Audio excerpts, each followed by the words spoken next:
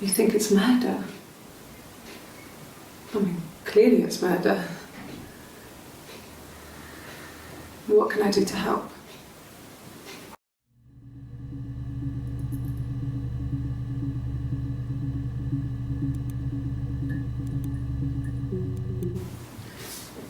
Yeah, that's me. But February, I mean, that was months ago. What's that got to do with Simon's murder?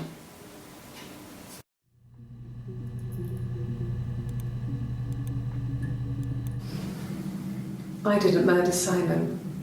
You've got it wrong. You've got the wrong person.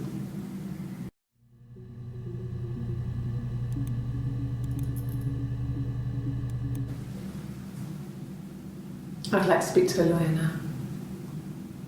Please. You have no murder weapon.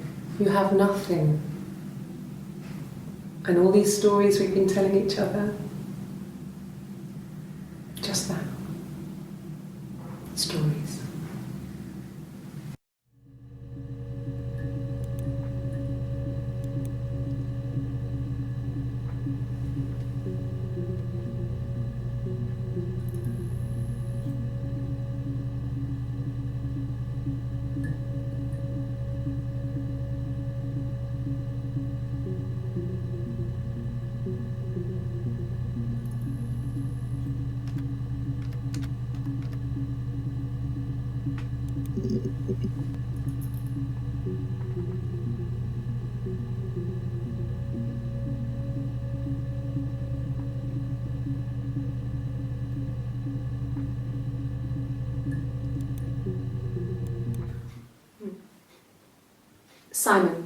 Simon Smith.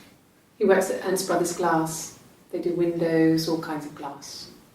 Simon does the more special work, mirror making, feature windows, artistic things, really beautiful things.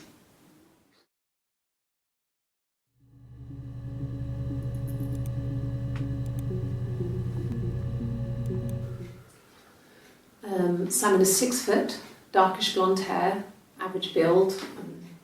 He's clean shaven. If his beard grows, it goes ginger, so he shaves it. I mean, not that there's anything wrong with ginger hair. I bought a photo. They said a spring photo. This was taken last year on holiday in Rome. It's the best one I have.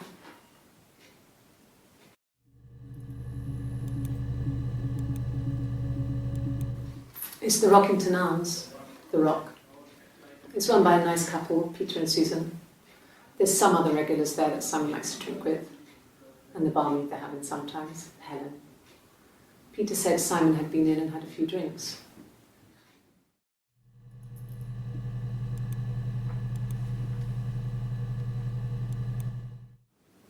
Yes, there's an Amstrad one. No one uses it for very much. There's a printer so you can write letters on it. Simon sometimes plays games, you know, climb the tower, save the princess, that kind of thing.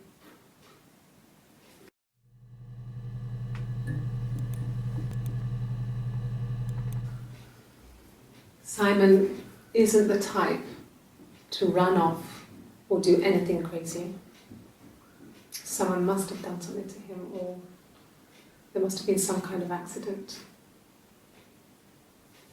So what do we do next?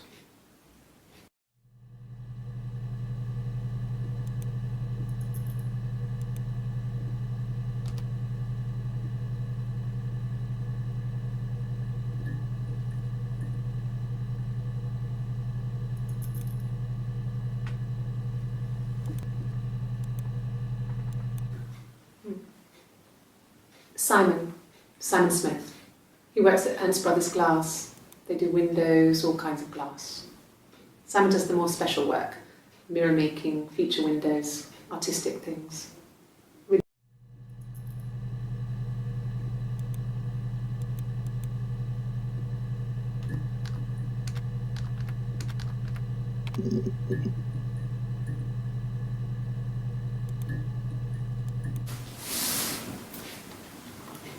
She's crying, I guess. She's sad because She thought she saw her husband with another woman. But it's okay, because she finds out it wasn't her husband, it was his brother. And so it's fine.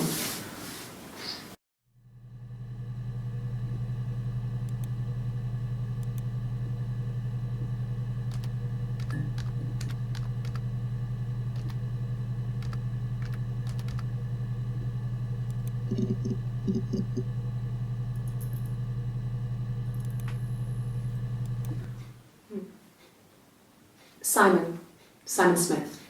He works at Ernst Brothers Glass. They do windows, all kinds of glass. Simon does the more special work, mirror making, feature windows, artistic things.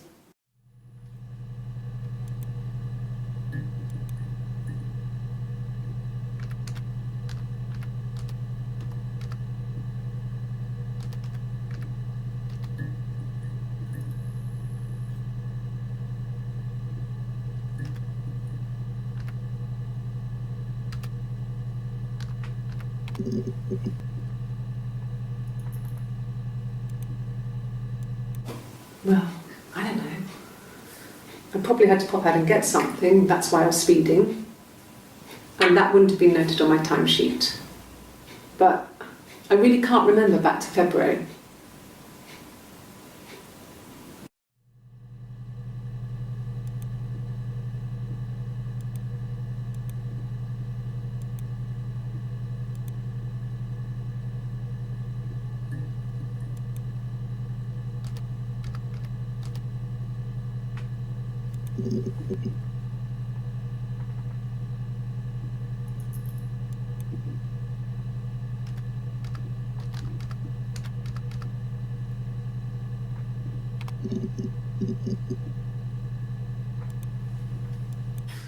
You must be desperate for leads if you're getting hung up over 6-month-old speeding tickets.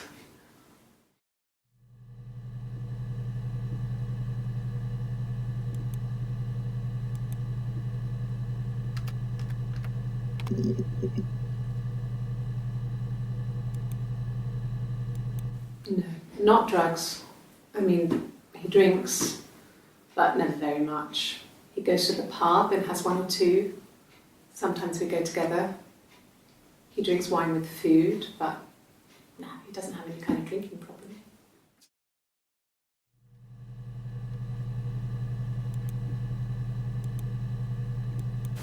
God, I don't know. Could be anyone. Maybe someone follows him back from the pub. But why would he let them in? Doesn't make sense.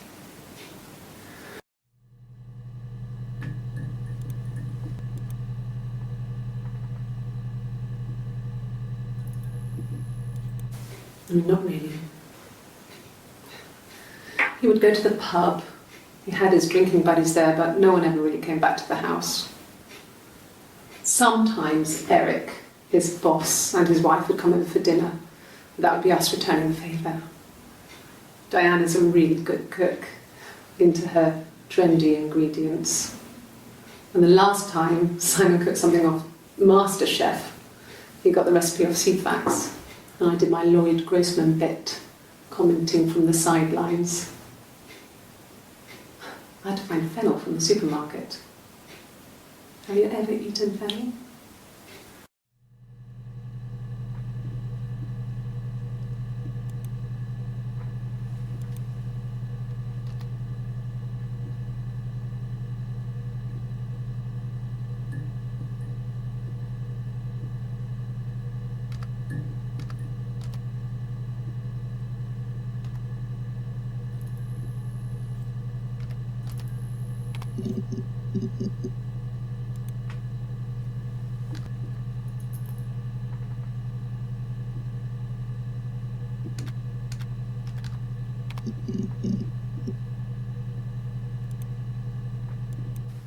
He was wearing a shirt, it's a blue turtleneck shirt and jeans.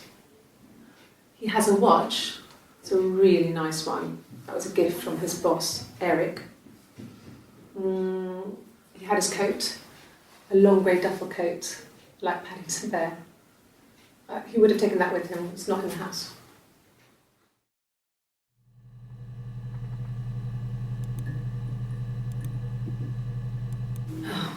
Okay. I parked up on the street. It was busy, so I parked down the end of the road. I walked up to the house. I knocked on the door. No answer. I took my keys out of my bag, unlocked the door. The main lock was unlocked. I could tell because the key wouldn't turn when I tried to turn it to the left.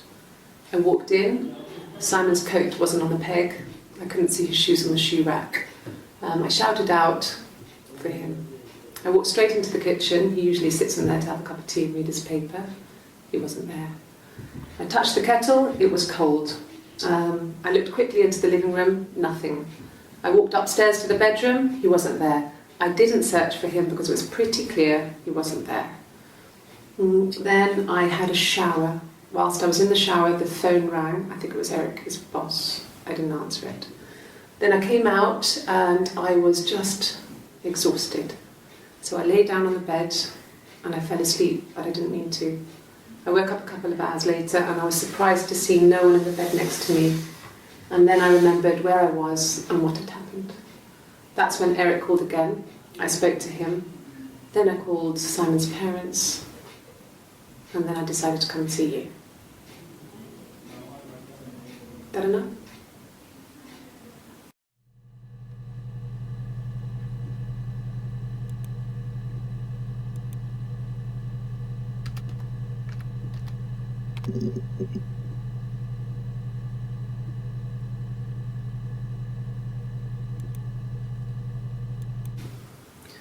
Eric was like an uncle to him.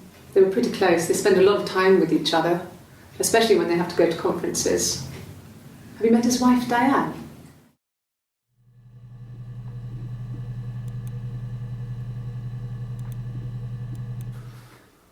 So, it was Friday evening. We had an argument. He left. On Saturday, he didn't come back. I waited all day.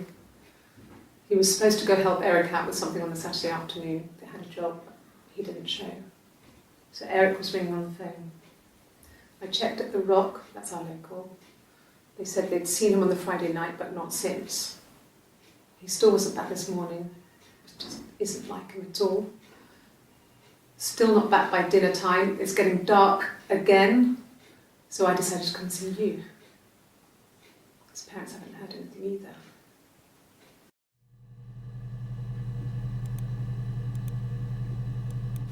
Yes, there's a car that we share, a Cavalier, and a van he uses for work. It's owned by Eric, but we look after it. Both of them are there now, parked on the street. I'm not sure about the keys for the van. I can look for you when I get back.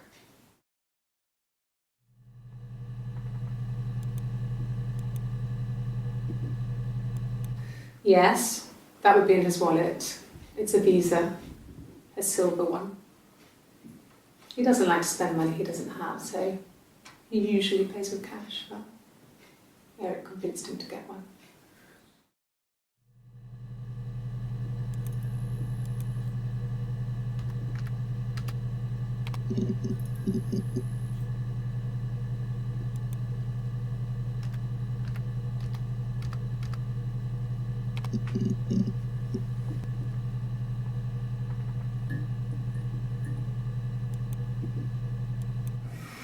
Simon and Eric arguing? No, I can't imagine they'd be arguing. And they get on so well. Unless it was something to do with work. Maybe Simon was being too much of a perfectionist. But I don't know. You should ask Diane.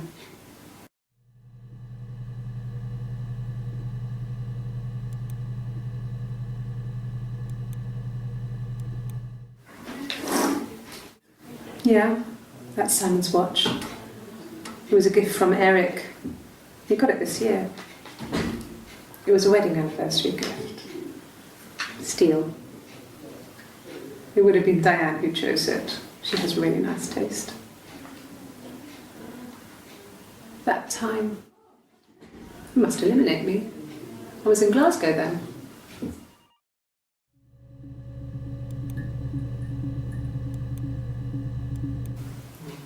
Diane is really nice. She helps out with the glaziers, organises the Christmas party, that sort of thing. They have 2 kids, really sweet kids. She used to look out for me when I worked there.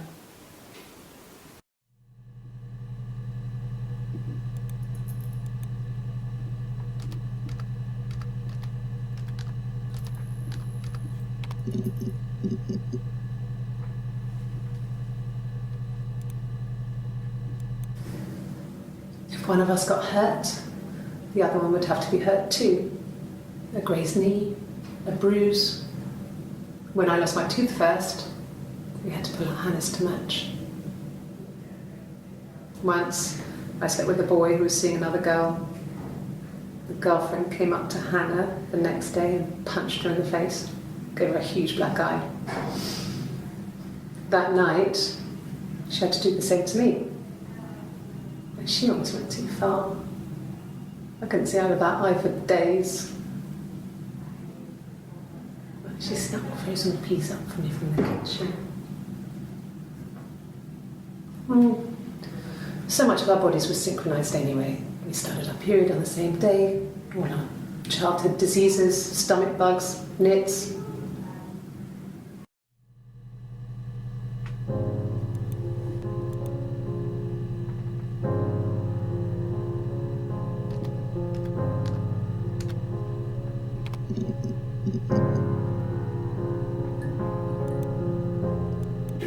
Oh God, I don't know. I mean, I guess the Rock. We've spoken to everyone there. Someone must have seen where he went. I don't know. So many things could have gone wrong.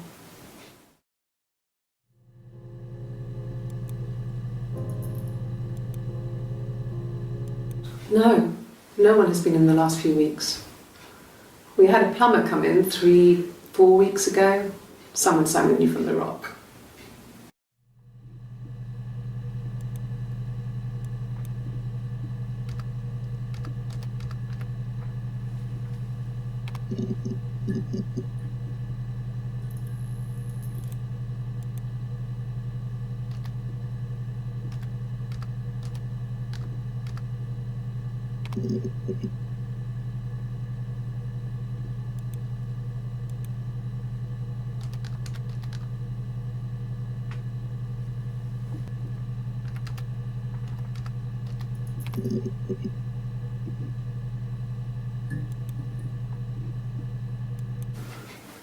I guess you could call it that, but we were both happy to get married. It was a beautiful wedding.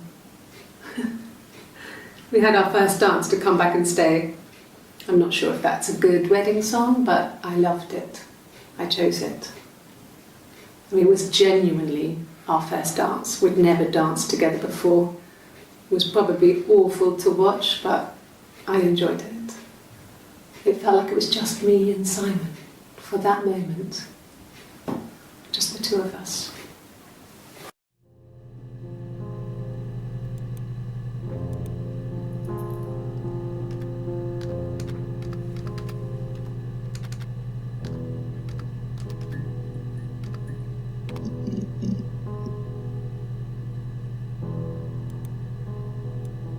An affair. Simon wasn't having an affair.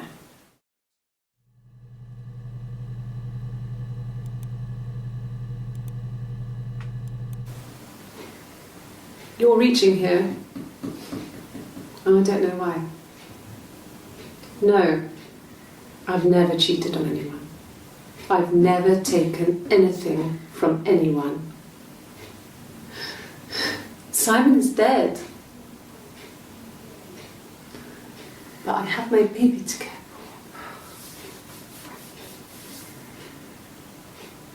for. Why are you trying to make me sad? Why are you so obsessed with sex and affairs? You cheated on your wife. Is this your thing?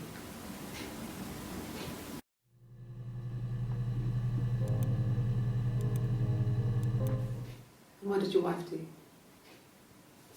She didn't kill you. You think I killed Simon because he was having an affair? Well, I didn't kill him.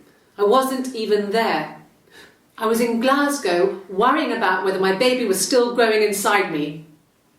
I mean, why would I kill Simon? I loved him.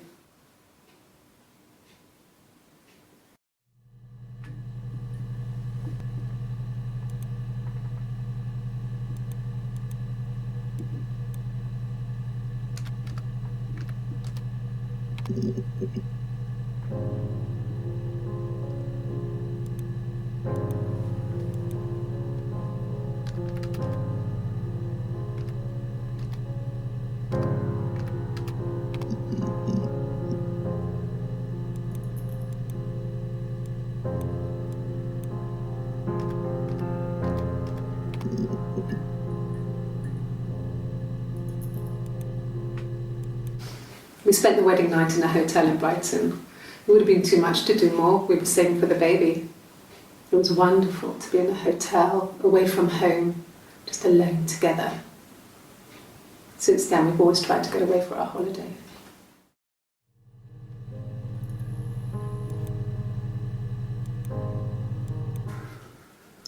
We couldn't afford our own place. Simon dropped out of school, went full-time at the Glaziers.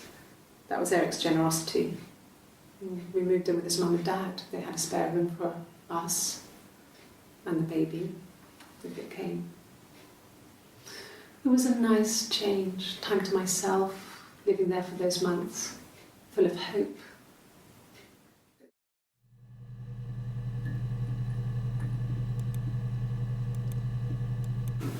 No, I lost the baby. I had a miscarriage at 8 months. We carried on living at Simon's parents until, well, it was only a few months after.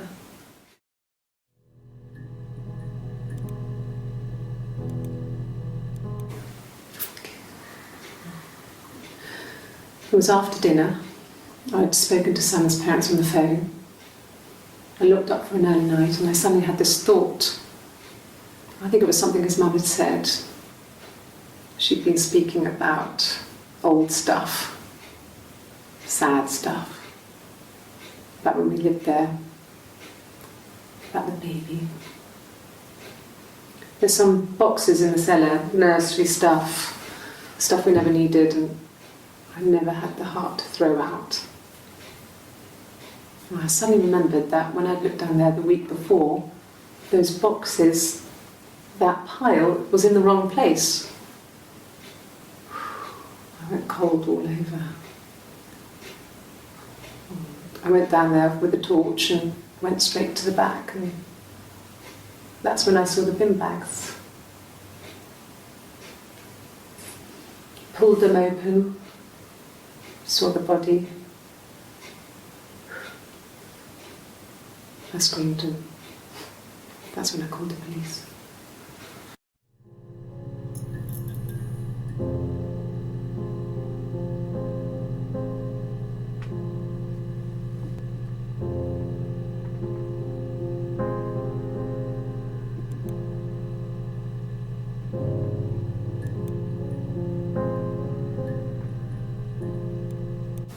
Yes.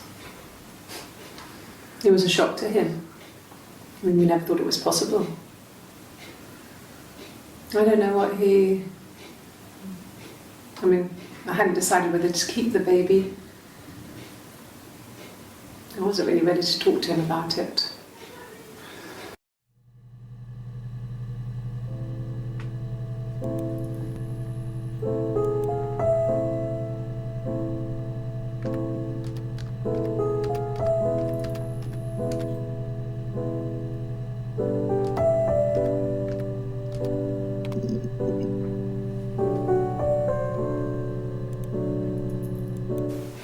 The bruise.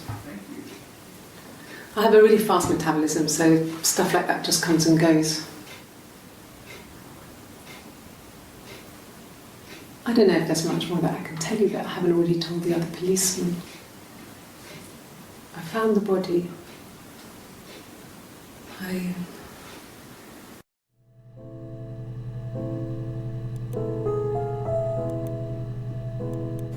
It happened very quickly.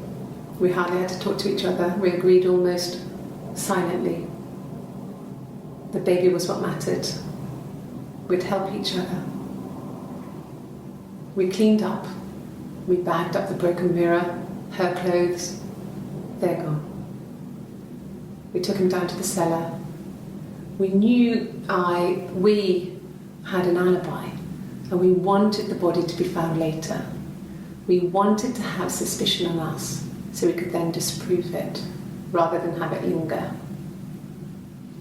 Better to keep the body in the house than risk being seen with it. The watch, that was my touch, to make sure the alibi stuck.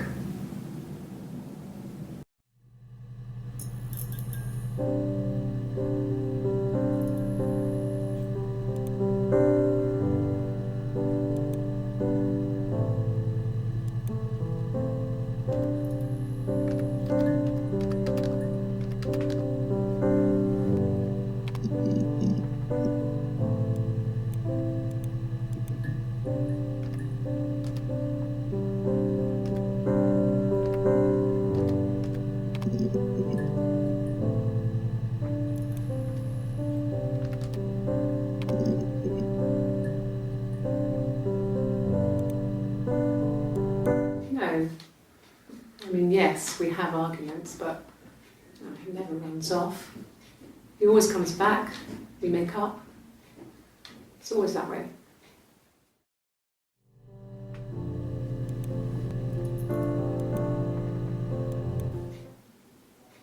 A long time. We got married when I was 17.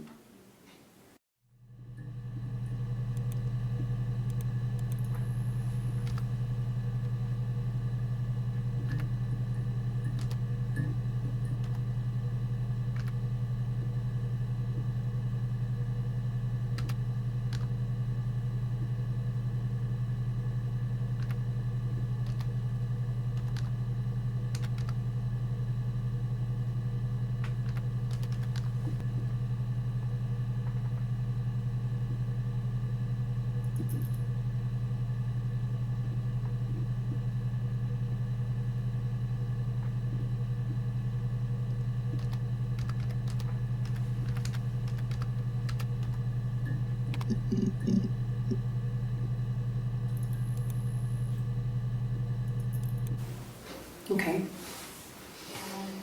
I parked up on the street. It was busy, so I had to park down the end of the road. Walked up, knocked on the door, no answer. I took my keys out of my bag and unlocked the door. The main lock was unlocked. You can tell because the key doesn't turn when you try to turn it to the left. I walked in. Simon's coat wasn't on the peg. I couldn't see his shoes in the shoe rack. I shouted out. I walked straight into the kitchen because he usually sits in there to have a cup of tea and read his paper, but he wasn't there. I touched the kettle, it was cold. I looked quickly in the living room, nothing. So I walked upstairs to the bedroom and he wasn't there. I didn't search for him because it was pretty clear he wasn't there. I had a shower. The phone rang whilst I was in the shower. I didn't answer it. I think it was Eric. Then I was just exhausted. So I lay down on the bed and I fell asleep, though I didn't mean to. I woke up a couple of hours later and I was surprised to see no one in the bed next to me. And then I remembered where I was and what had happened. That's when Eric called again. This time I spoke to him. Then I called Doug and Eleanor. And then I decided to come and see you. That enough?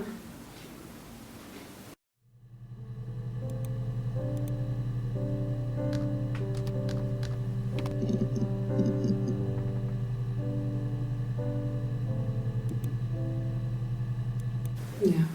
I've been round to Doug and Eleanor's and they're very worried. I feel sorry for them.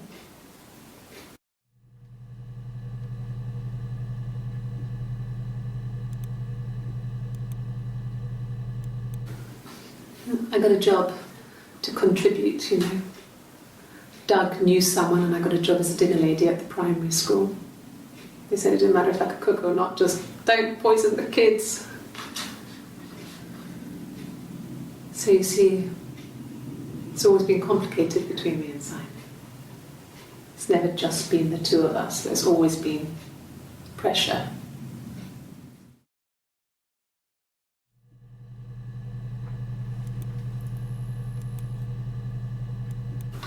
I hoover, I dust every week, maybe less. I once asked Eleanor how often I should dust, and she said, if people ask, tell them you do it once a week, but every few weeks is okay. I think she was just trying to make me feel better. I mean, when I was there, she was hoovering every day, ran an ordered house.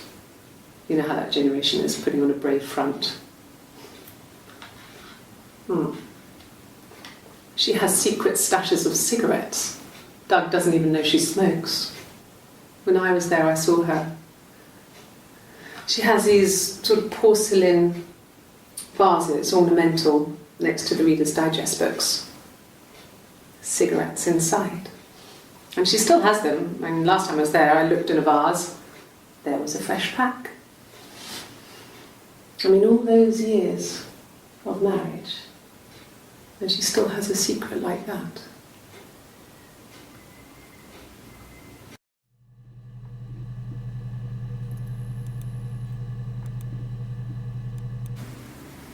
Yeah. 1984 was an awful year in the end.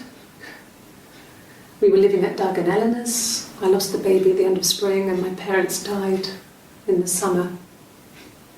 It was a hot summer, a heat wave. So when they discovered the bodies, it was just awful. Because of the circumstances, them dying together like that, they brought in a lot of police. A forensic entomologist. I had to look that up. It was because of the heat. It was just awful.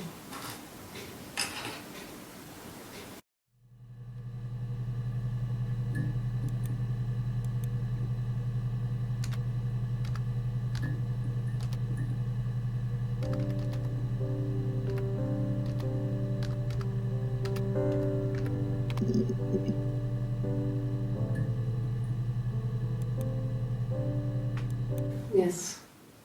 I speak with Eleanor at least once a day. Not that there's anything much to say. It's more just...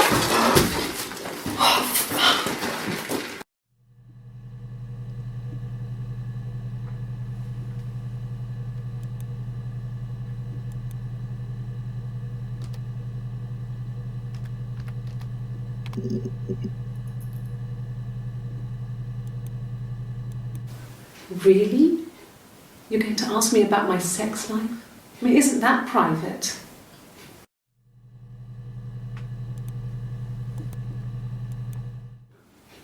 Are you married? How is your sex life?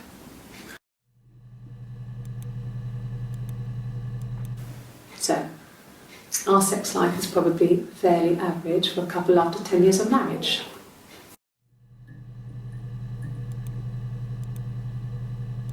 No, you're talking to the wrong person if you think I'm some kind of slut. If you think I'm the kind of person that would have had sex with all those guys.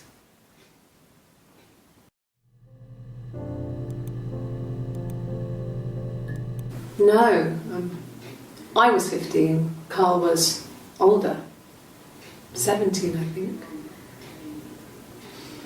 I was really into him, regardless of how he actually behaved. Lots of drunken teenage sex. We did it in a church once. It's stupid. So he got tired of us and we split up after about 6 months. It was sad, but those early experiences, they help you realise who's really important to you, you know? Family.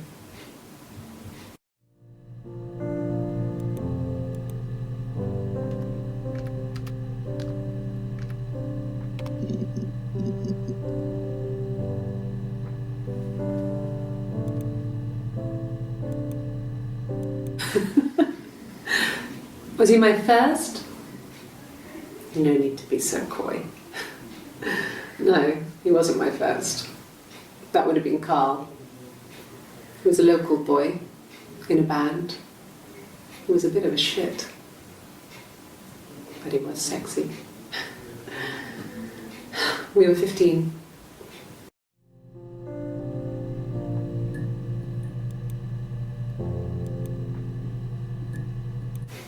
Family.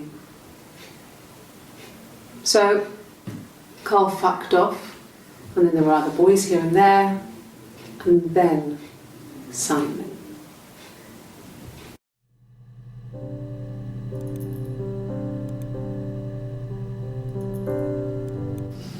Differences? She's a better driver than me. She passed the test for us. I tried to take it and nearly crashed the car. Learned that you can't rely on confidence to get you through everything. She is the shy one. She was especially shy around boys. If Hannah liked a boy, I would have to pursue him. It was that way with Carl. Hannah met him first. She had such a crush. I let him take my virginity after a night that his band had played at. It got difficult. When I was with Carl, we would have sex, but Hannah couldn't let him see she was a virgin. She had lots of excuses. After a while, we decided that I should take Hannah's virginity. It's not that different to a bruise, pulling a tooth, a graze. We used a hairbrush. After that, we took it in turns, though I was always the one who seduced the boys. Until Simon.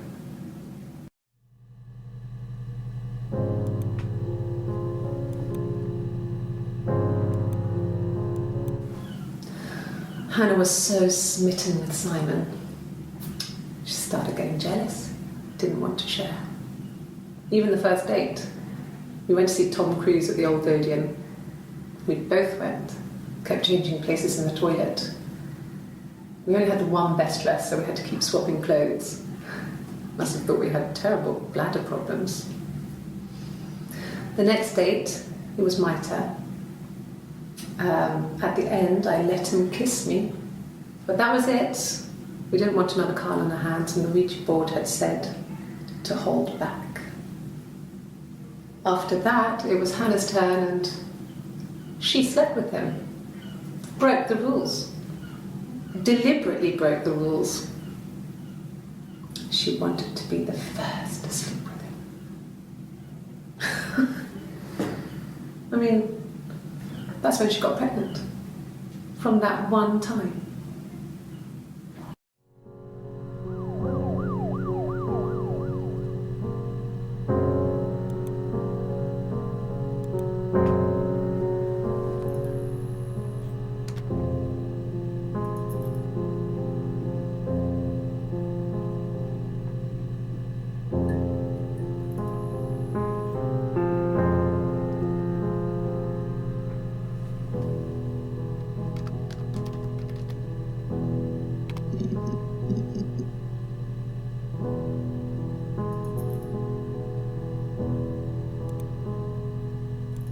My name is Hannah, H-A-N-N-A-H. It's palindrome. It reads the same backwards as forwards. It doesn't work if you mirror it though, it's not quite symmetrical, but well, I mean, you get the idea. Sorry. Hannah Smith, I live at 31 Gladstone Street.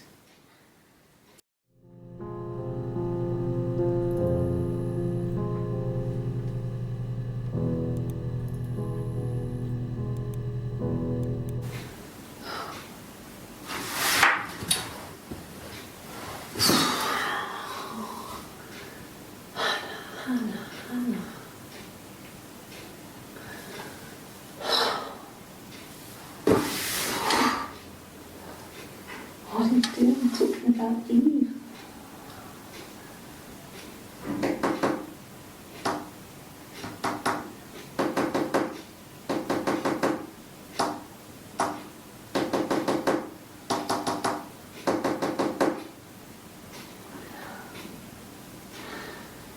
Poor Simon.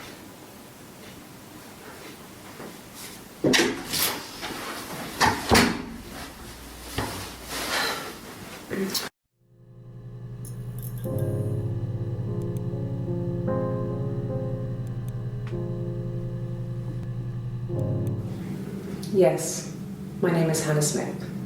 Oh, shit. Sorry.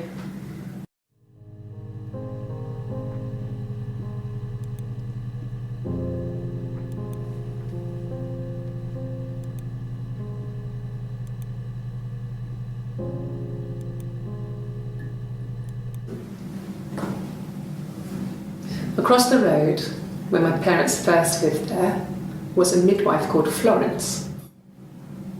When Hannah was born, I was born at the same time. The midwife was there to help. I'd been throttled by the cord, probably wrapped around my neck by Hannah. The midwife told my mother I was dead. But I wasn't.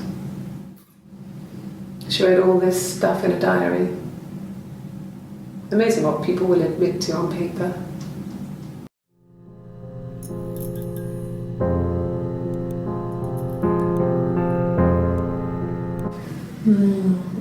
She recognised me from the window. She told me to come inside, and she hid me. They had made the attic into a place where Hannah could play. There was a dollhouse. She hid me up there. No one else ever went into the attic. It was her place.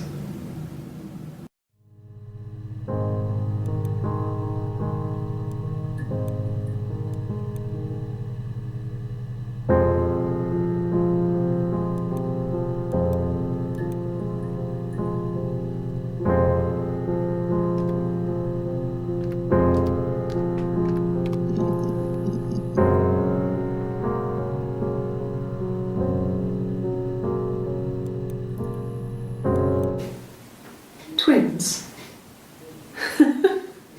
Really? Are you really asking me that question?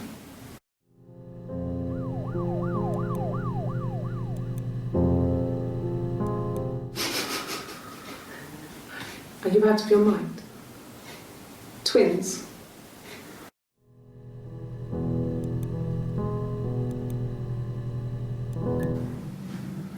Florence took me home with her.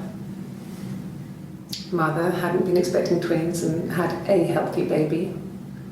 I guess she was just happy for Florence to clean up. Take away the evidence that this was anything but a happy occasion.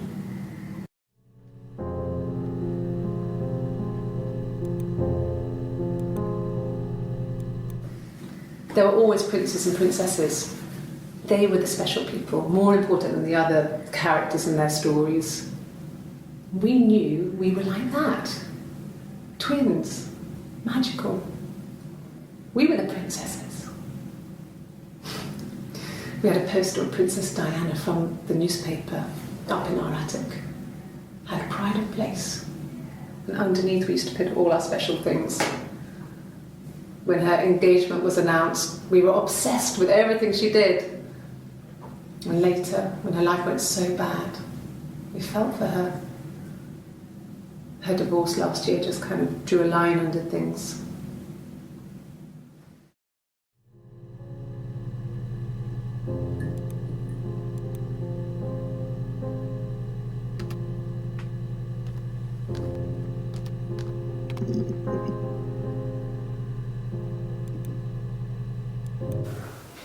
Well, my friend Eve. I mean, she was a friend from when I was a kid. And she was always more popular with the boys, and I used to hate her for it. I mean, really hate her sometimes.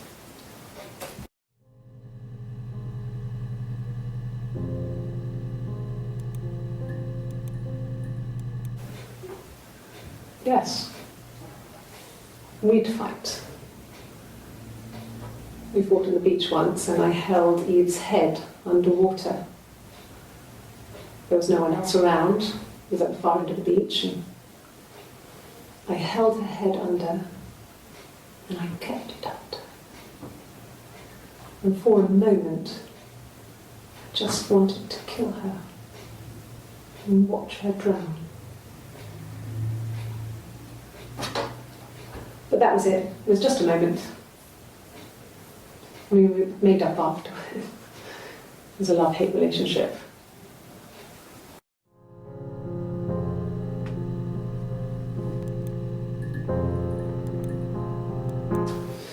A police station? Yeah. When I was young, we ran away on my birthday. Bob Dylan was playing in London and we thought we could break into his tour bus and have him take us with him. The taxi driver we paid to drop us off, I mean, we'd saved money, pinched a bit here and there to pay for the fare. He was suspicious because we were so young, so he told the police. So they came and picked us up and took me back to Portsmouth. My mum picked me up from the station.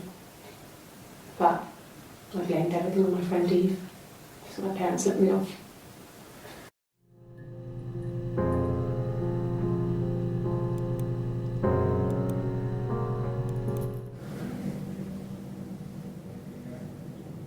My mother called me Eve.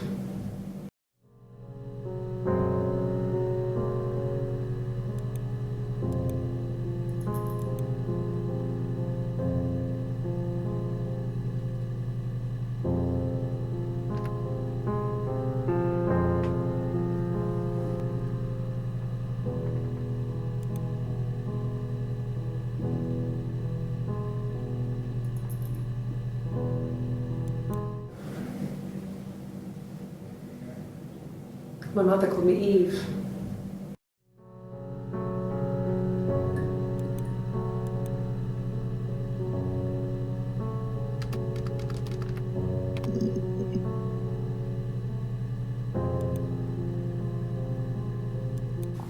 Mum and Dad had never had any reason to notice. They were always busy. If Hannah was eating a lot, they didn't mind. She didn't put on any weight. That girl has a healthy appetite. If they heard us talking in the attic, they just thought it was Hannah playing one of her games, and that Eve was our imaginary friend.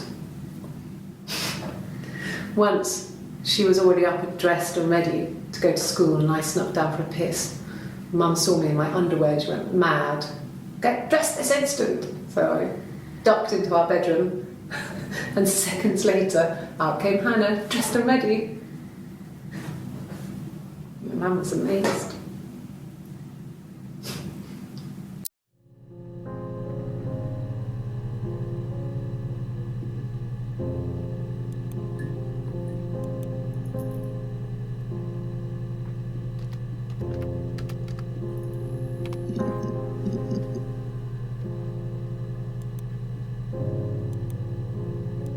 Yes, I inherited it from my parents, so it made sense to move back, me and Simon. Felt like going back to old ways before the pregnancy. Reminded me of being a girl, a dollhouse in the attic, old things. We didn't sleep in my parents' bedroom for a long time. We decorated it as soon as we moved in, but it was another year before we started sleeping there.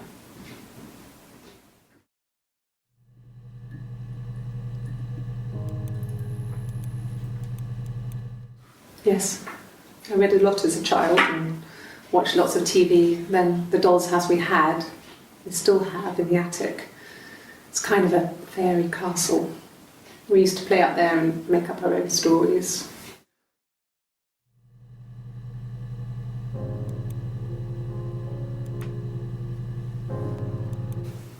Could the hairs have come from somewhere else? I mean, could they... We have a lot of dolls in the attic. There's a Rapunzel doll with long blonde hair. Could they have come from there?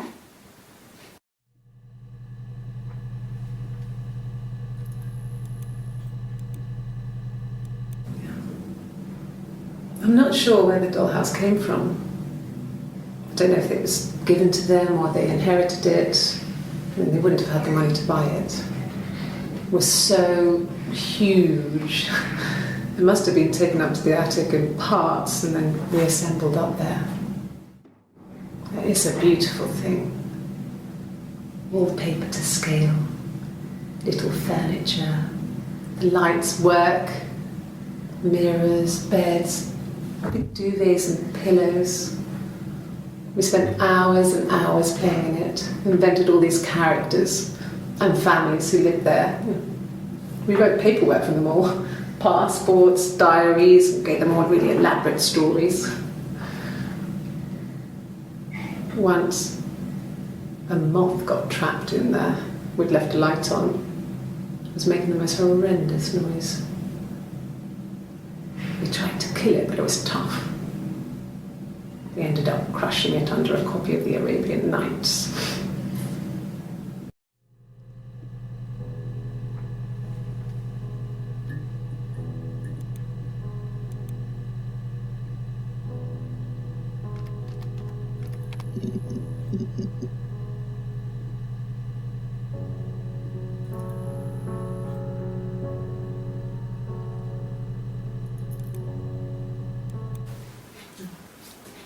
It's Rapunzel.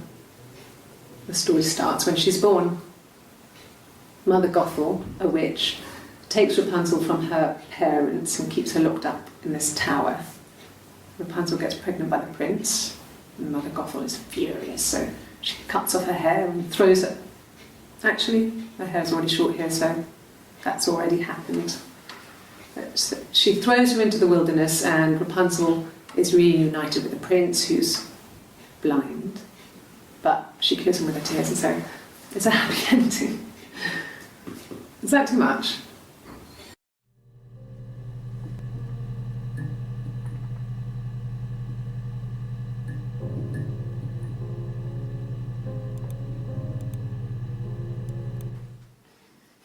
You want me to play something? I'm not the world's greatest guitar player. Okay. Probably needs tuning. No, it's okay. How about a traditional ballad? Should be right up your street.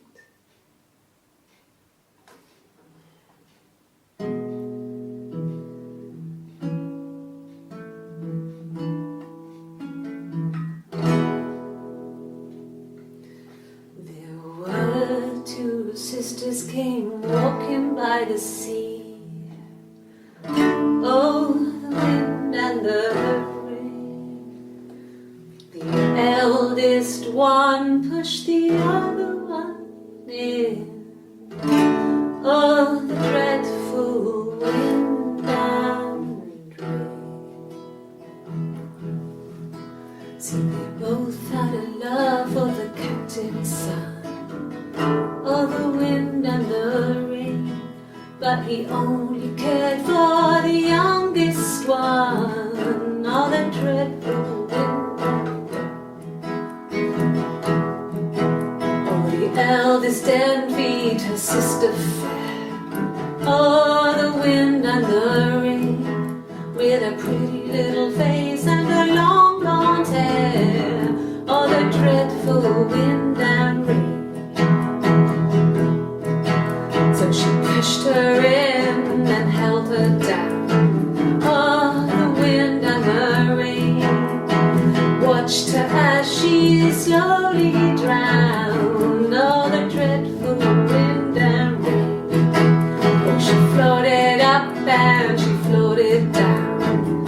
Oh, the wind and the rain floated till a ship came by. Oh, the dreadful wind and rain. Out comes the captain's son. Oh, the wind and the rain. Father dear, here swims and swan. Oh, the dreadful wind and rain. And then it gets really weird, so I think that's a good place to stop.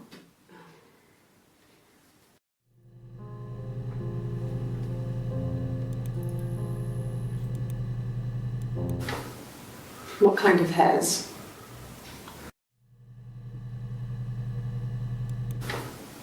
What kind of hairs?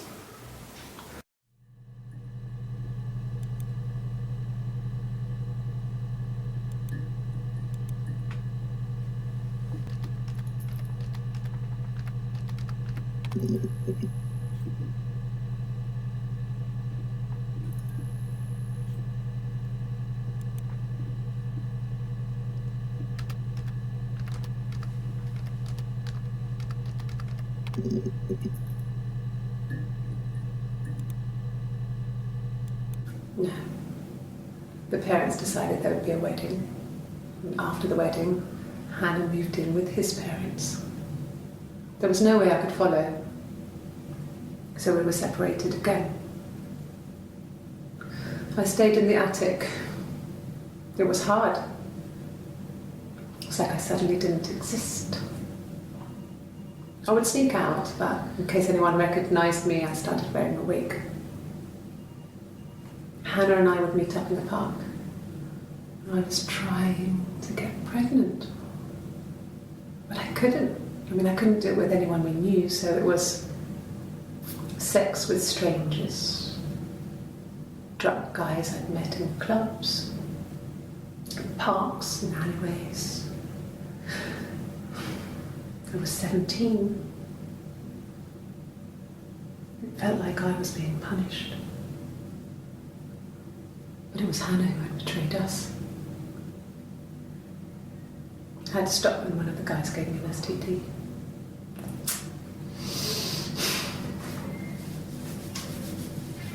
When we met up, it was disturbing. For the first time, my reflection, she didn't look like me.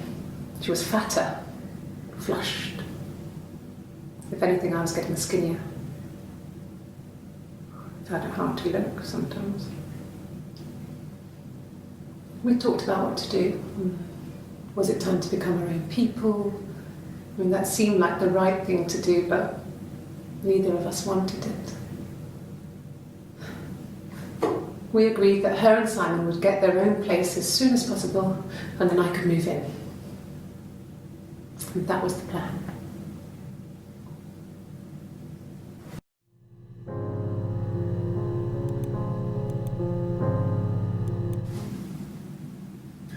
Hannah had a miscarriage.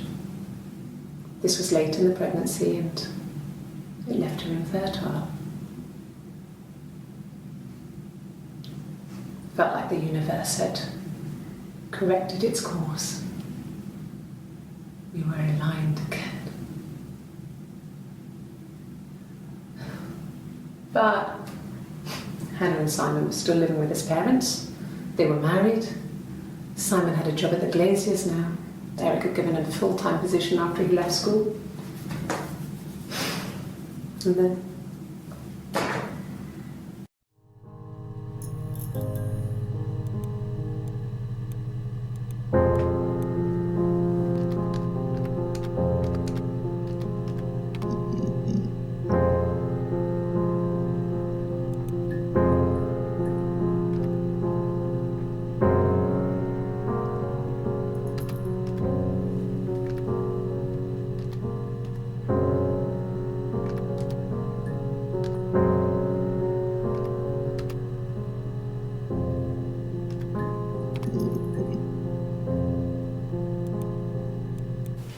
my parents died.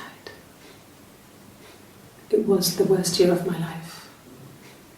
The miscarriage and then my parents.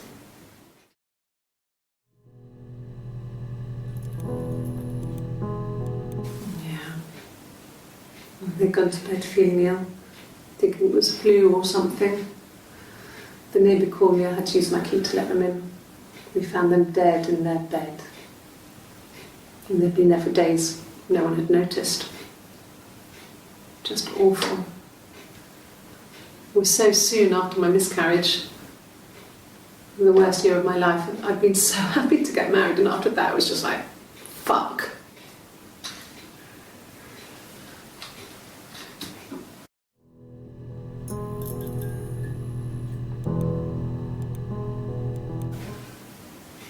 Yeah. I was infertile. Thought I was. They told me I was infertile after the miscarriage because of complications.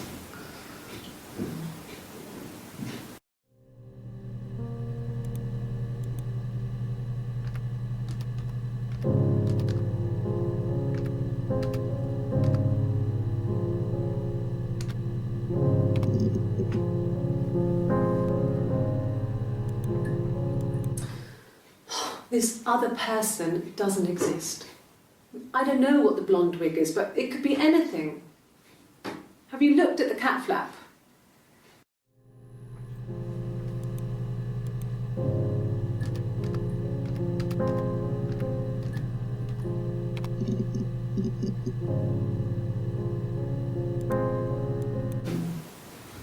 No, they were shut.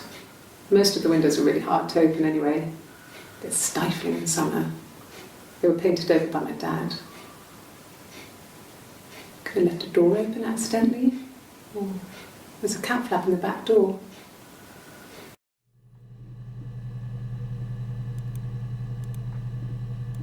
No cat. My parents had a cat before they died called Domino. It was this little black thing with white dots. And we never did anything about the cat flap, but if you were thin, you could maybe squeeze through it.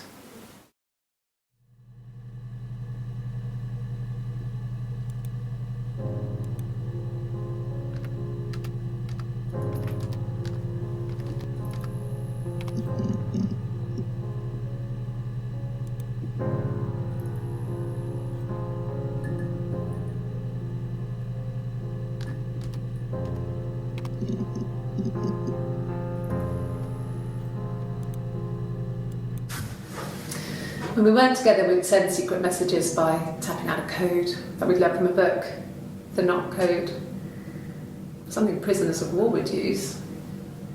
We'd tap them out on radiator pipes or the attic floor.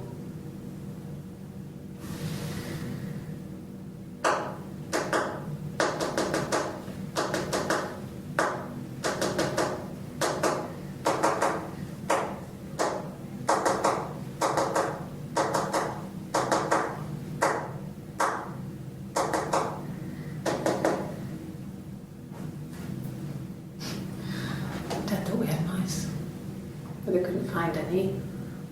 Bought a cat anyway.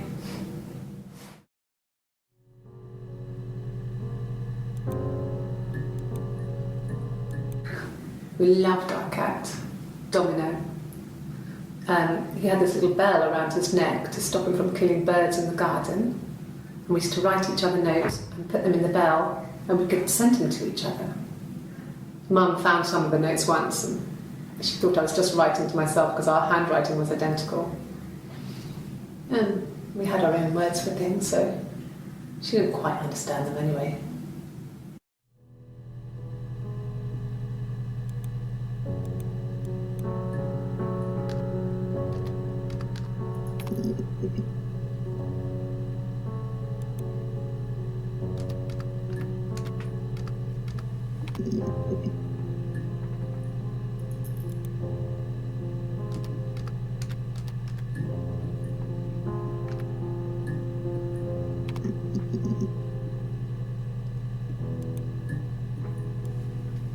It was supposed to be a secret. Just because Simon is dead doesn't mean I have to give up all his secrets. It doesn't have anything to do with what happened to Simon. No one murdered my husband because he cheated his expenses for a romantic weekend in Oxford.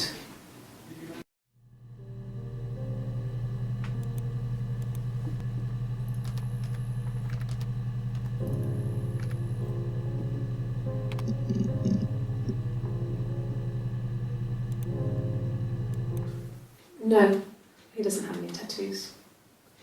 He has a scar down here near his stomach, past his hip.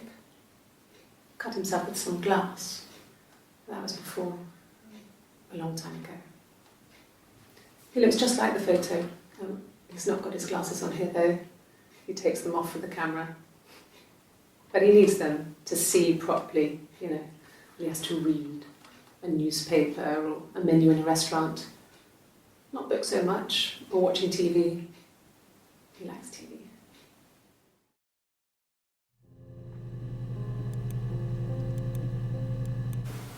Oh, my tattoo.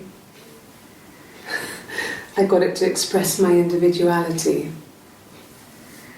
It's an apple and a snake.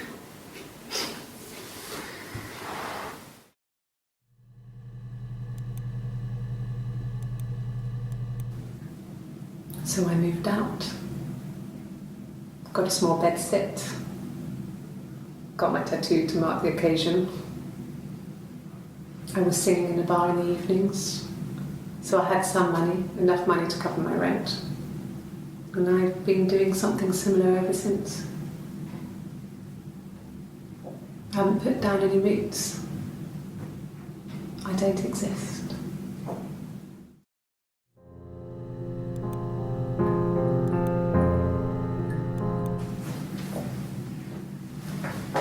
He saw me singing one of my shows, pure chance. Not sure I remember what he was even doing there. Afterwards, I had a drink at the bar and he came over and we got talking. I knew who he was. Obviously I knew who he was, but he didn't know who I was. He was fascinated by the likeness. He guessed my name from my tattoo. Told me it was a palindrome, like that would impress me. I enjoyed talking to him. It was amazing to be able to sit and interact and talk to him after all this time. He didn't tell me he was married. I'm not sure what he was thinking. He later told me it was like he was dreaming. A waking dream.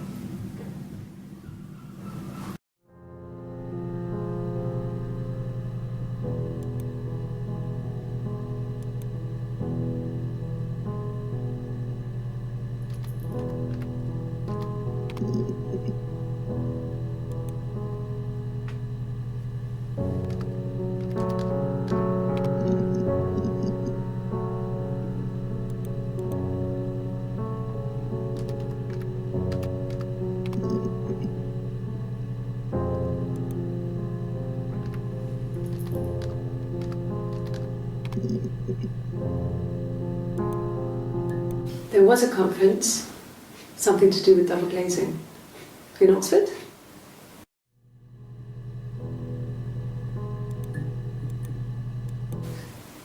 Are you sure? What would he be doing in Oxford if there was no conference? I remember calling him. He said it was boring and he spent most of the time at the bar.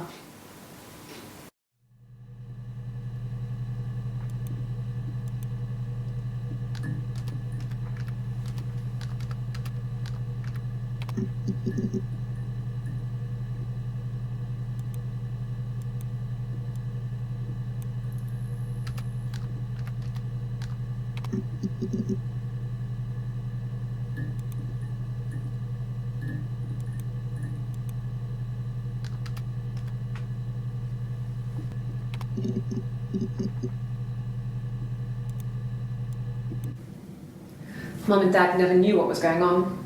We got so good at it. We were so in sync that we'd use each other to cheat. If one of us had a hangover, the other one would go to school. Whoever was best at a subject would sit the exam. There were lots of differences between us. Some things one is better than the other at.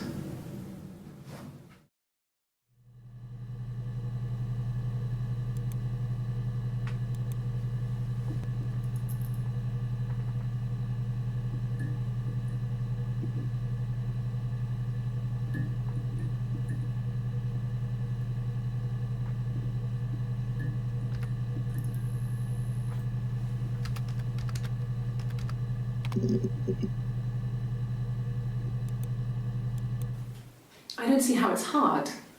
We've established I was in Glasgow when he was killed. You've spoken with the hospital.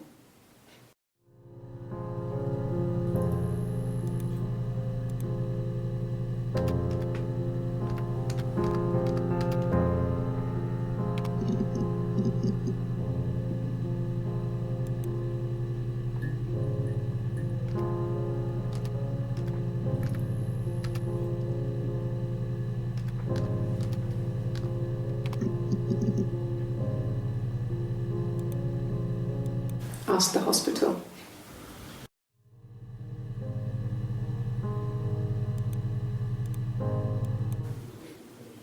When I arrived in Glasgow, I was exhausted. The streets were empty. I was driving badly. And I hit a taxi. Not a big crash, just paintwork. The guy was so pissed off because I didn't have a driving license on me. But when I told him I was pregnant, he made sure I got to the hospital so they could check me out. It was fine. The hospital must have details when I was looked at. there's a scratch on the car.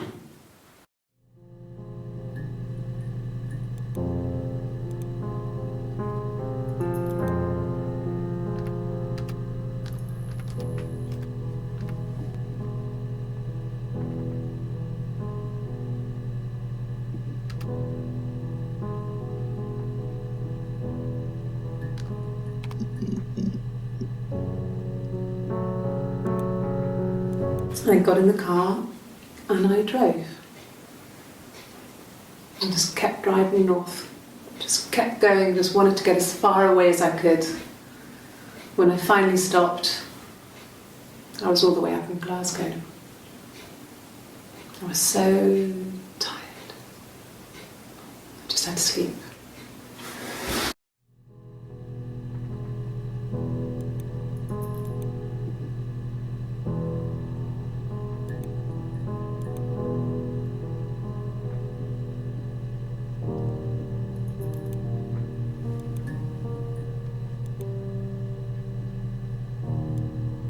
Yes. I got to Glasgow, I was exhausted, so I pulled over and slept in the car.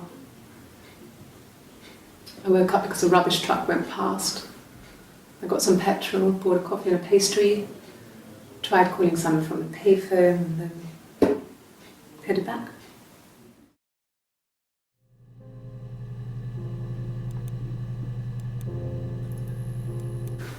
No, I don't think so. Glasgow was deserted that early in the morning.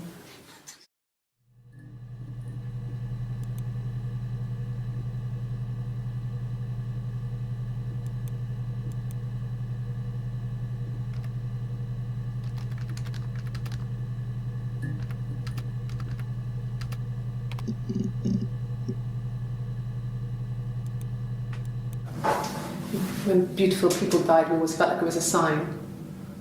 You remember Princess Grace? Grace Kelly?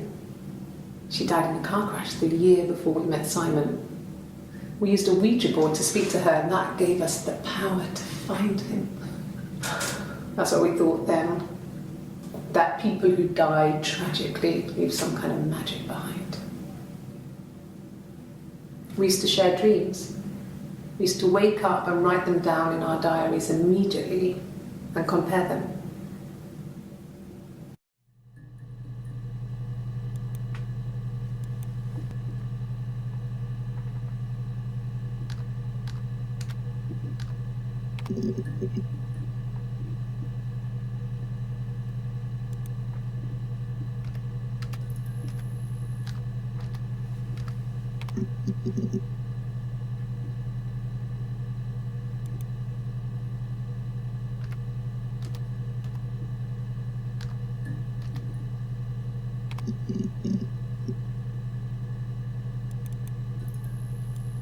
No, he doesn't keep a diary.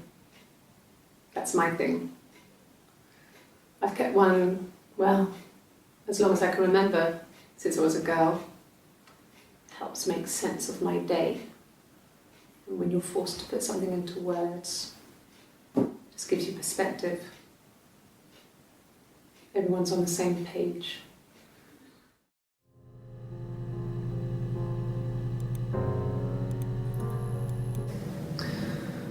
Florence was a warm, kind person.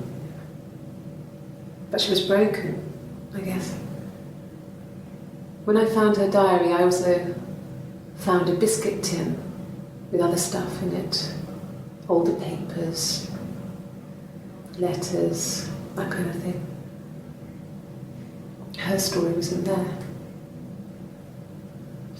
I never really spoke to her about it. I was far too young to really understand, I guess. I just put it together later, once I was older.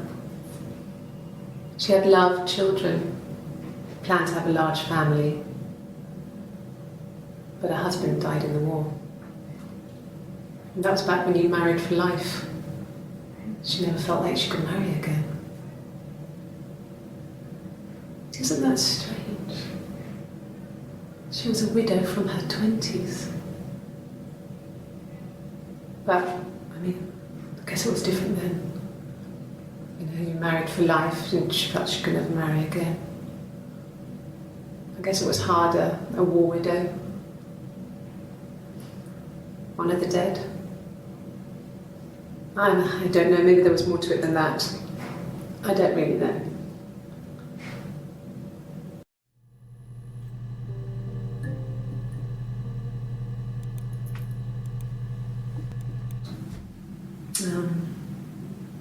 When I was 8, Mother died. She slipped down the stairs. It was an accident. I had read a diary at that point and I knew she wasn't my real mother. So I burned the diary that day and I left. Walked out and across the street.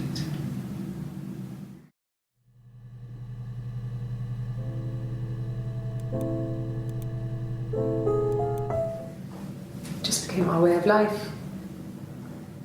We would swap places and take it in turns to do things.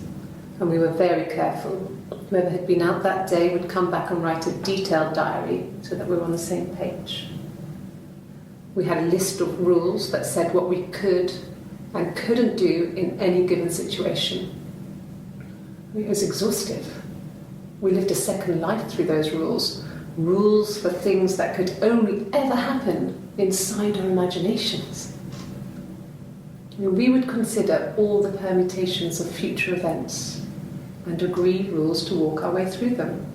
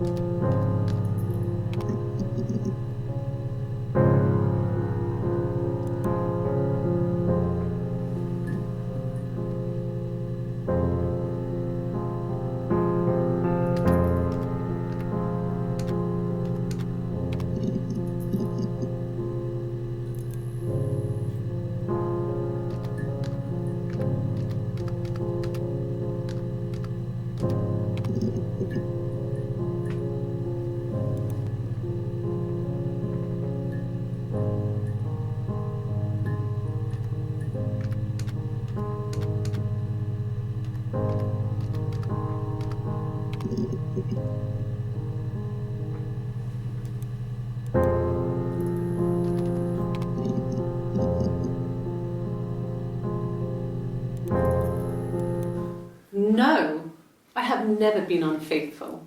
I've never cheated on Simon.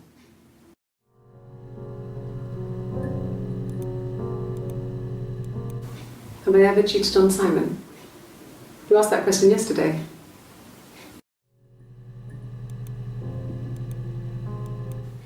Simon never cheated on me. He was devoted to me, and I was devoted to him. Nothing in life is easy. We were good to each other. Life isn't a fairy tale. You do what you can.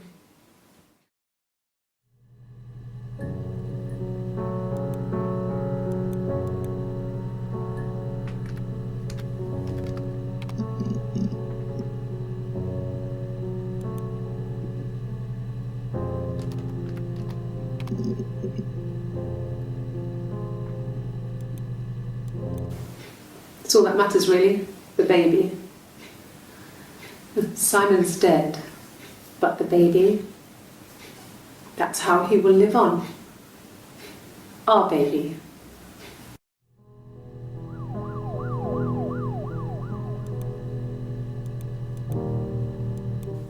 Rehearsed? You ask me the same question, you'll get the same answer. Is that your evidence? Of course I thought about what happened then. It's all I've thought about. My husband is dead.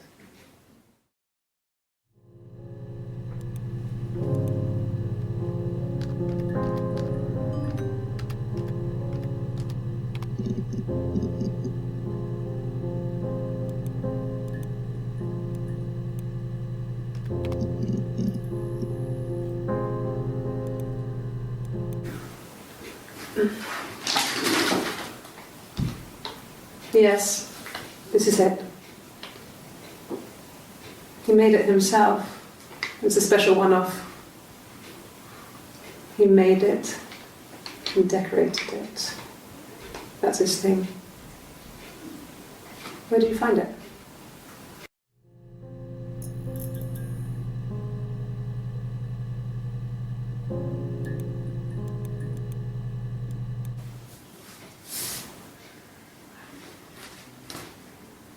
Okay, she's being chased. They're trying to catch her because she did something bad. I guess she broke the rules. Or maybe they think she did something bad. Maybe it wasn't her fault. She looks scared, not guilty. Maybe it was mistaken identity. Did they catch her there? I don't know.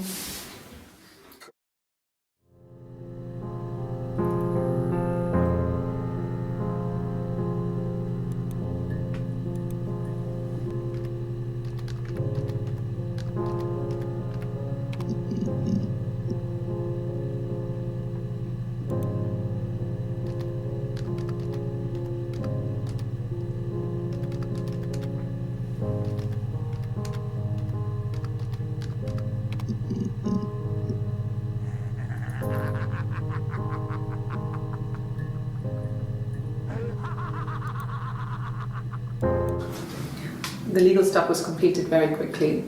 Hannah moved back in with Simon. Eric gave Simon the week off to help with the move.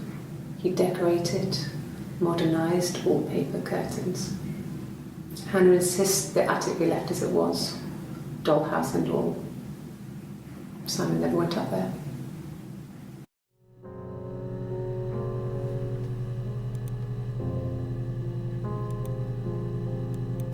Well, I don't know. I probably had to pop out and get something, that's why I was speeding. And that wouldn't have been noted on my timesheet. But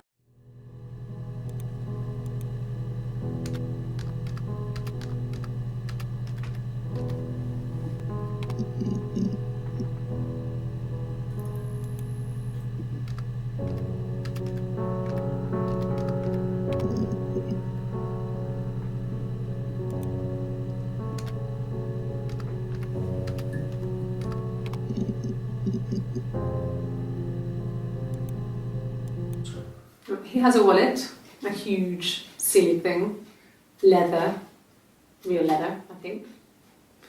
He packs it full of stuff, business cards, receipts, lottery tickets. He always carries it in his back pocket. I think that's why he's got a bag back. He sets the discs. I haven't seen it, so he must have it on him.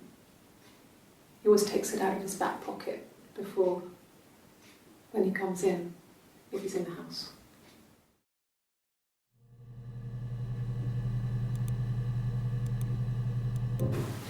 Well, I remember the ticket, of course. I paid it without telling Simon. Didn't want to get told off. And they put points on the licence.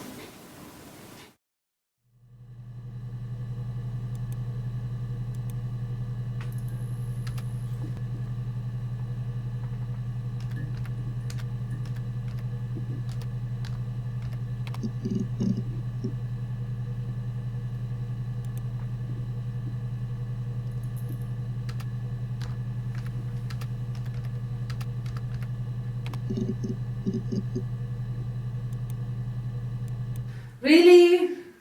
Okay. Here's the rest. Oh, they laid a body on the dock to dry. Oh, the wind and the rain, till a fiddler with a fiddle came walking by. Oh, the dreadful wind and rain. And he made a fiddle bow of her long hair. Oh, the wind and the rain. Yes, he made a fiddle bow of her long blonde hair. Oh, the dreadful wind and rain. And he made fiddle pegs of her finger bows. Oh, the wind and the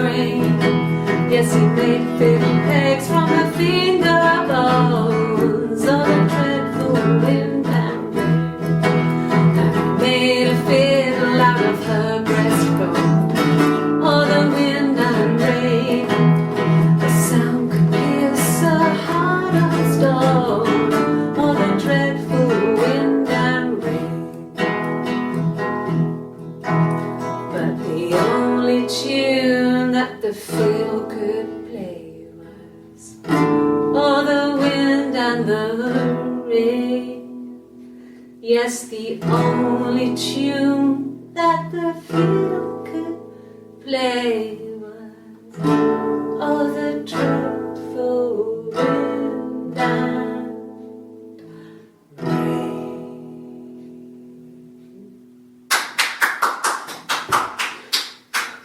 Anything you sing may be used as evidence against you.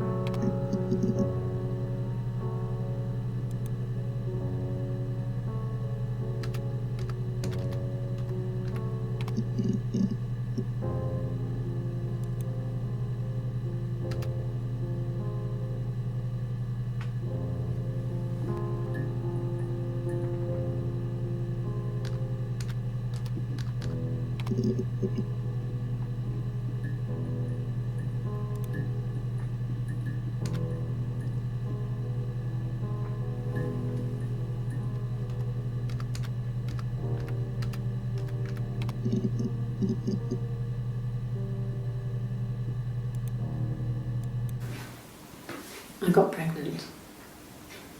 Both our parents had a big powwow. We weren't even in the room, and they decided we should get married.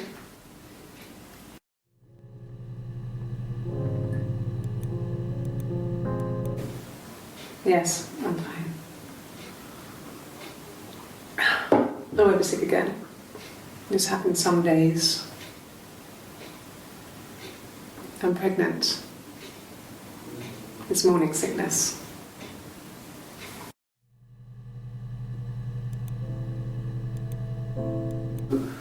No. Well, yes. You found out on my birthday. I told him I was pregnant.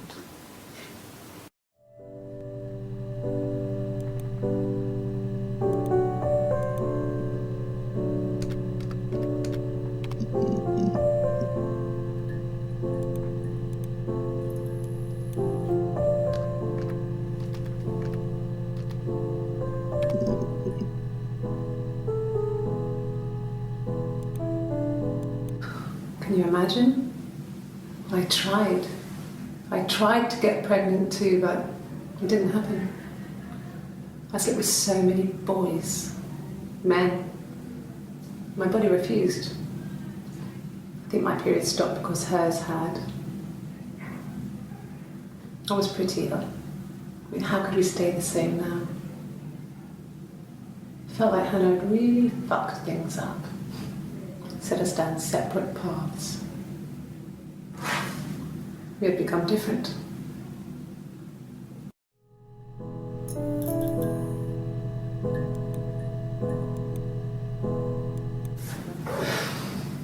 I think it was that time, the first time at the house, in his bed, that I got pregnant. Amazing, right? This fucking magic sperm. And they say lightning doesn't strike twice. I didn't tell him. I missed 3 periods. I had pretty irregular periods anyway, but 3. I had always thought we were infertile. Both of us. I didn't tell him. Just waited. Hannah and I were meeting for our birthday, and I told her because I thought she would be happy for us both. I think she was.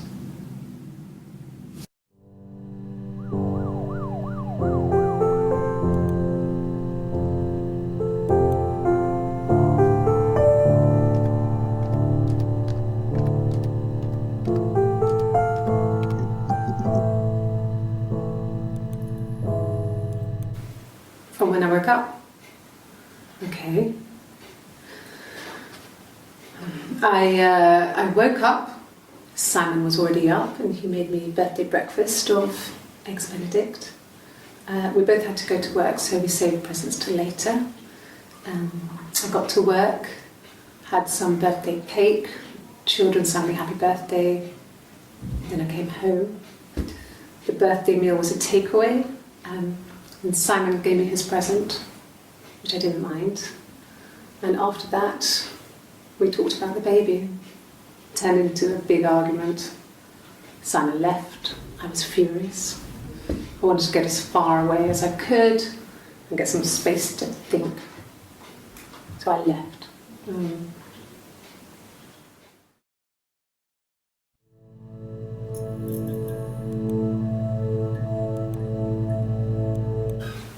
I would have been a good mother. I was young, but I would have been a good mother. She was a girl, by the way, the baby. We were going to call her Sarah. Simon wanted to call her Ava after his nana, but I didn't want her to have a symmetrical name.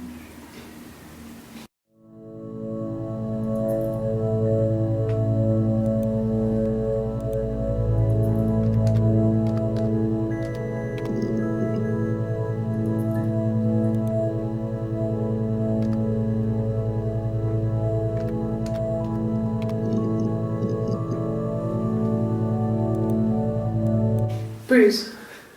Oh yeah, no, it's nothing. I was going through the top cupboard in my kitchen and the chair slipped and I kind of hit the door with my face. I mean, it hurt like hell.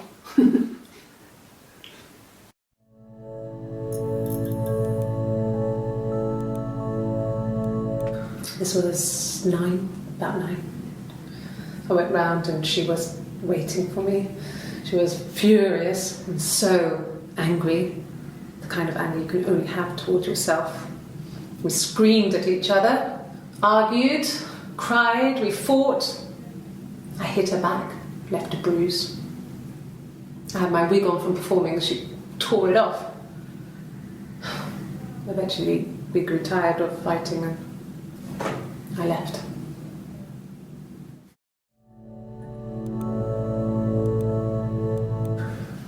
It's like I told you before, I drove. I took the car and drove. I don't have my own car, but I have a spare set of keys. I just drove north. I wanted to think, put some space between me and them. Everything I told you before is true. I stopped at Glasgow. I was tired, exhausted. I pulled out and I hit a car. My car was okay, but I was worried about the baby, so I went to A&E to get the okay. Everything was fine. Slept in the car. When I woke, I tried to call Hannah from a payphone. She wasn't answering. And then I decided to drive back. I had decided that she was more important to me than Simon.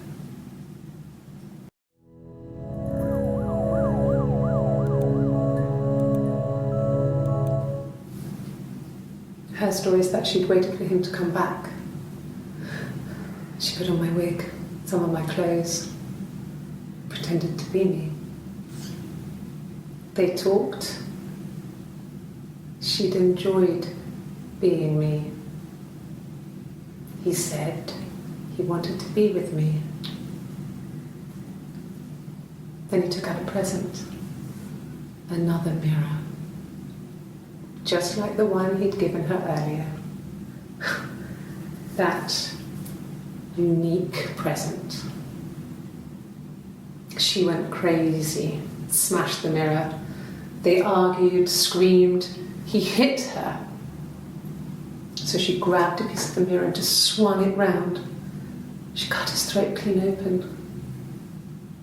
She'd only meant to scare him off.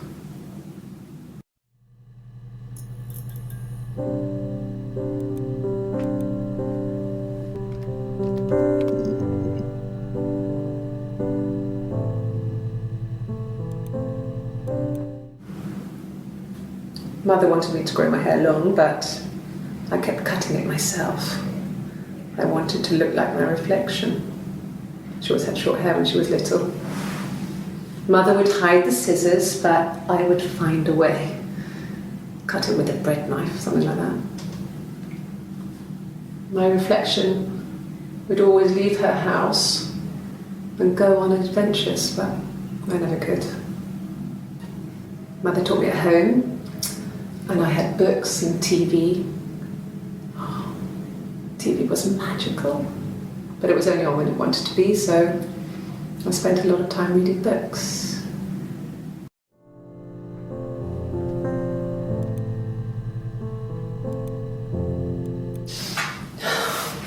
We were obsessed with fairy tales.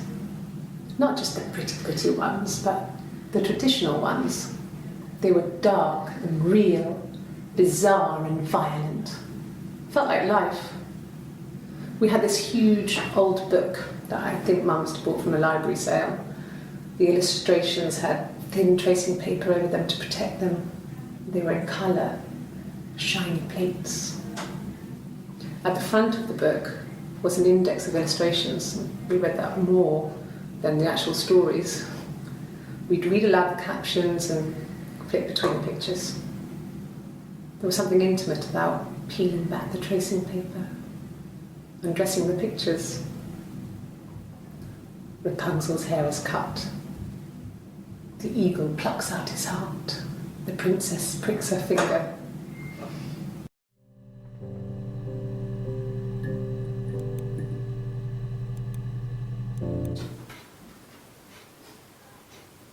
His body didn't look real. And his throat, it looked like his throat had been cut.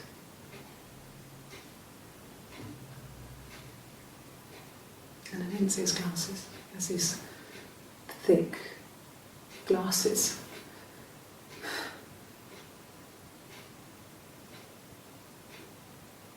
He doesn't always wear.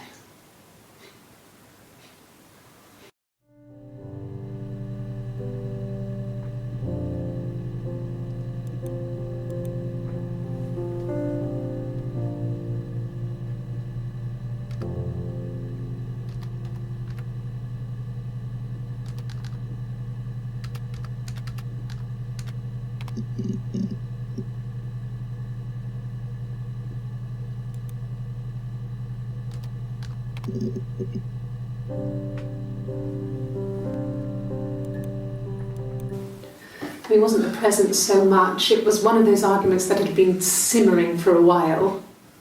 The present was a mirror, a nice mirror. He'd engraved the glass, the kind of mirror a princess would have in a story. He made it specially for me.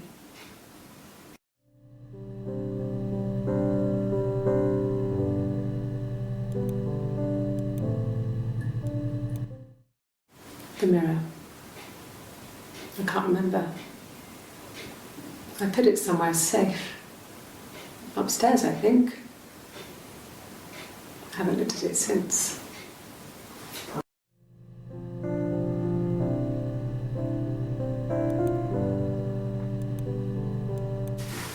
Silver leaf? No. He normally silvers them properly. This mirror, it's supposed to look antique. The reflection isn't as good. It's the perfect mirror for someone who doesn't like to look at their own reflection.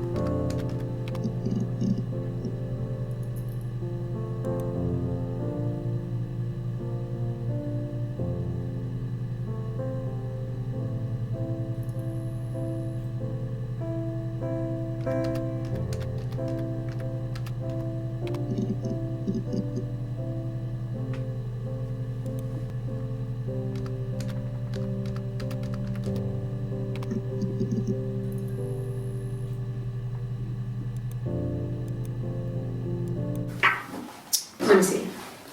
Yes. I drove in here because I remember well I went over the river, and then there was a church there. Yeah. And I probably parked, well, I remember seeing a street sign called Princess Street. Yeah, there it is. Yeah, so I'm pretty sure it must be this one. There.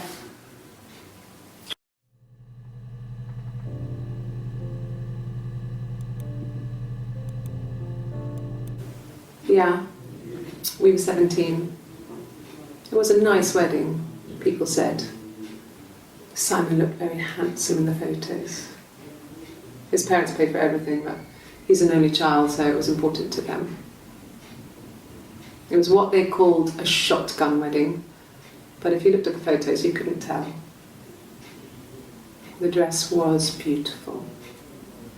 It looked like Princess Diana's. The train wasn't quite as long though. There's a great photo of the bridesmaid helping to carry it out of the car.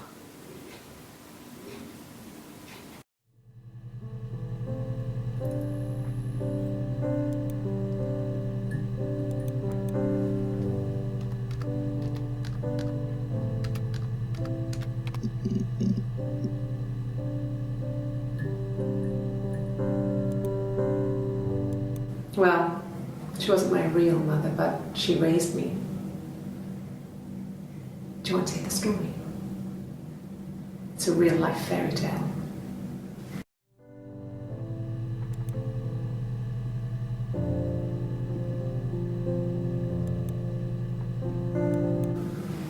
Fairy tales. Stories about lost princesses, evil witches, magical mirrors and lost children. So you see, even before I knew the truth, I'd found it in those stories.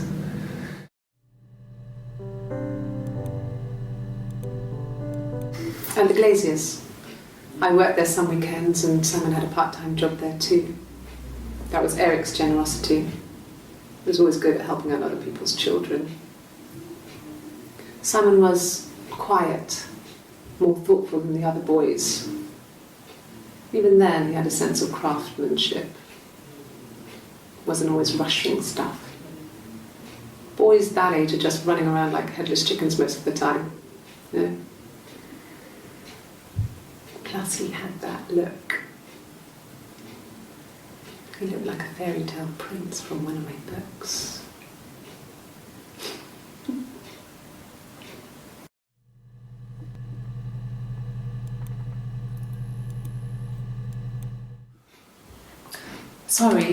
Sorry. The picture, the way it's drawn, just reminded me of the books we used to read as children. I read those fairy tales over and over, and they were so real to me. Rapunzel was my favourite. My brain is just full of it. How many of these in colour?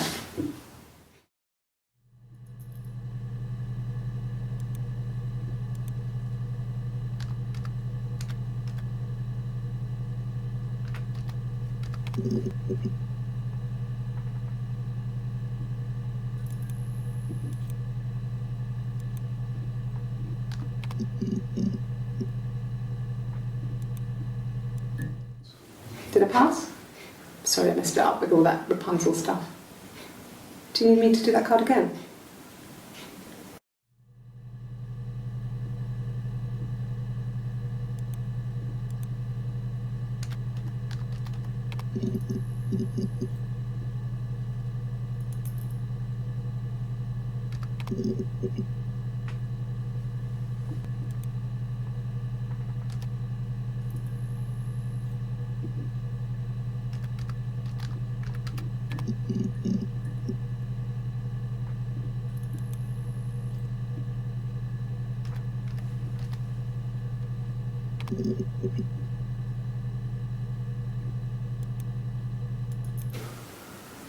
I wasn't in the house all of Friday night.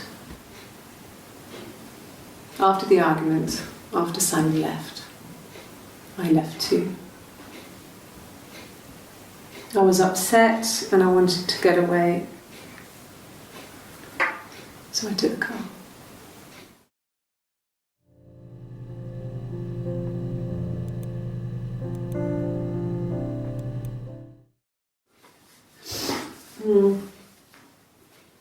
I left the next day, Saturday. I slept for a few hours in the car. And when I woke up, I came straight back. Simon wasn't returning my calls and I wanted to try and make up. I got back to the house and Simon wasn't there. And excuse me. Is there a bin?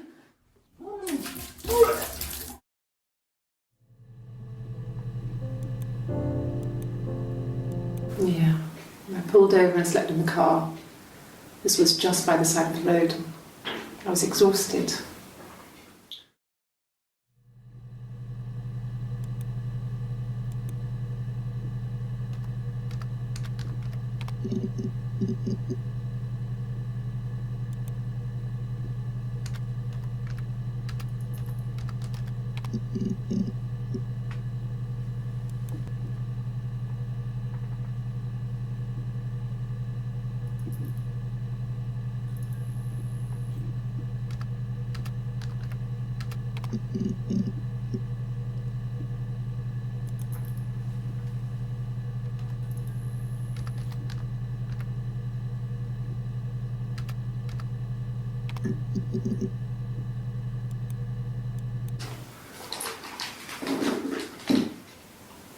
On his throat. How?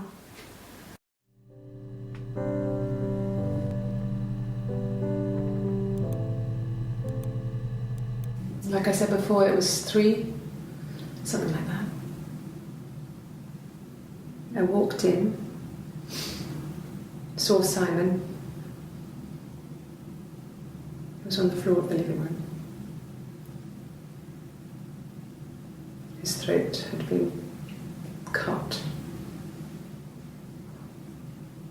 There was a lot of blood.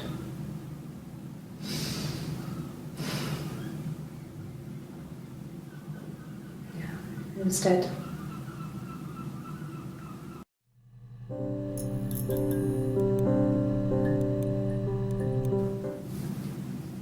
Her story is that she'd waited for him to come back.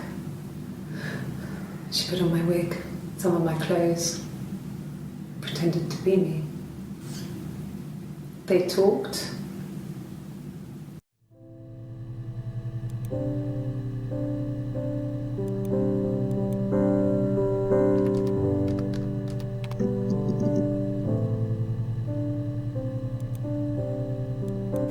It happened very quickly.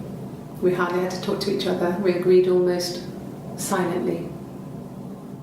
The baby was what mattered. We'd help each other.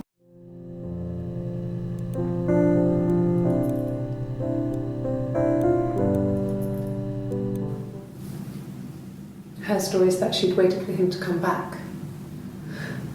She put on my wig, some of my clothes, pretended to be me. They talked. She'd enjoyed being me. He said he wanted to be with me. Then he took out a present, another mirror.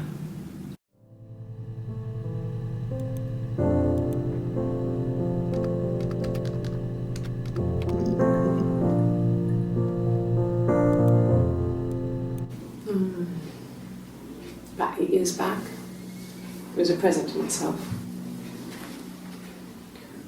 I shouldn't even be drinking coffee with the baby. It's been hard trying to give it up. I think they say you can have 1 cup.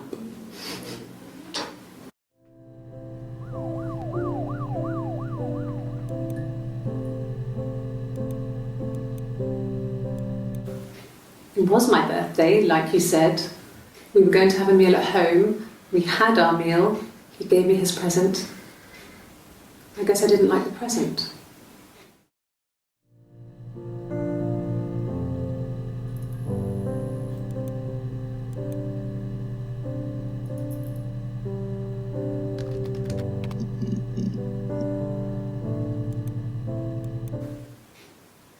No.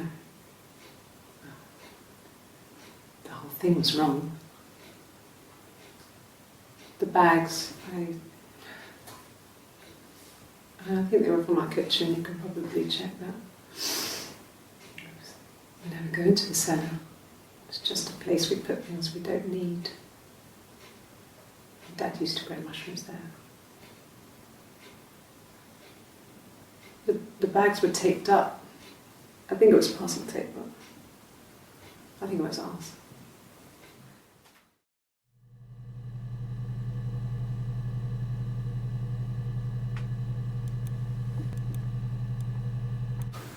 When will the police let me back in the house?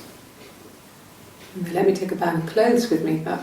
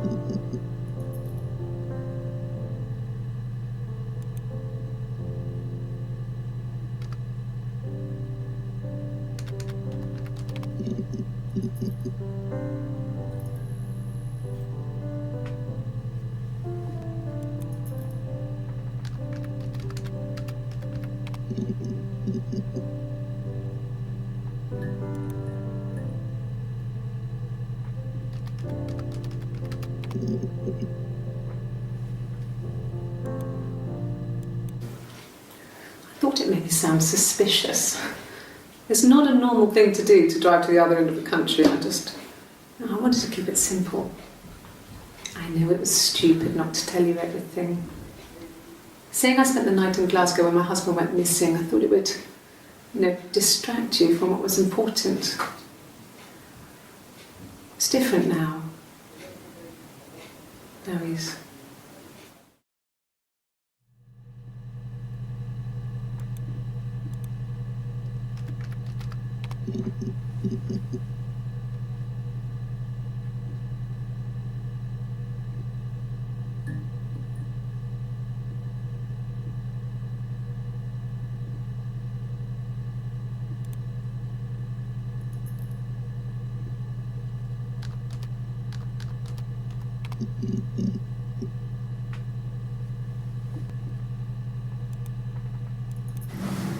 Florence raised me in her home.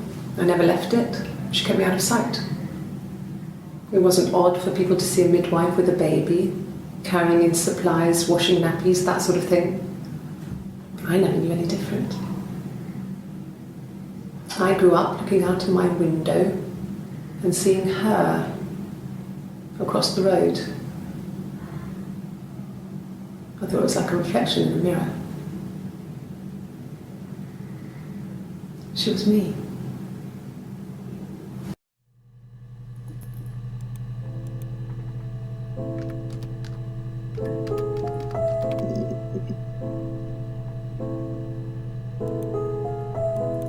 No, it was just me and her. Eve was the name they were going to call their first child. They talked about it and were going to try when he came back. Florence's family had a history of firstborn girls, so they were convinced it was going to be a girl. It's hard to know if this is all true. These are stories I remember, that I read when I was a child. Maybe I misread, maybe I misunderstood.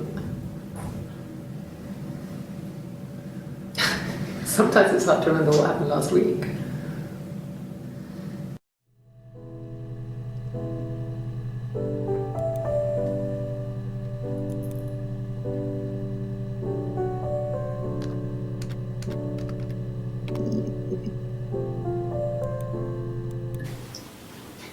Okay, you got me. I'll confess. We were there. It was a dirty weekend. Simon was going to expense it, pretend it was a business trip. I used a made-up name. We stayed at the hotel, had room service, didn't leave the room, had a great view of the river, and you could hear the church bells. Like you said, it was very romantic.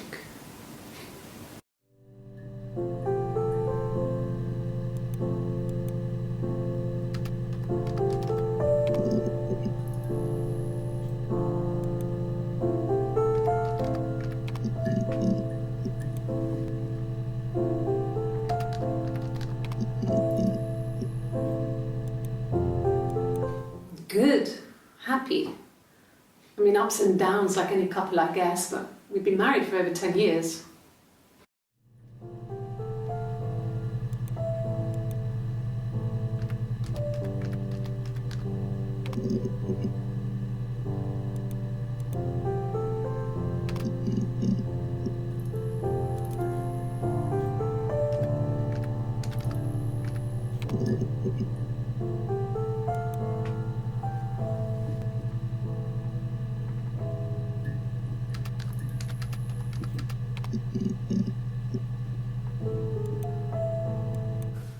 There's married couple stuff, a stupid argument, nothing specific.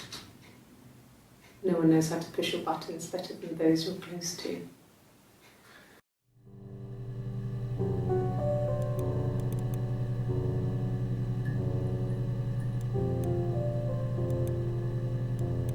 Childhood sweethearts. Something like that. Are you married, detective?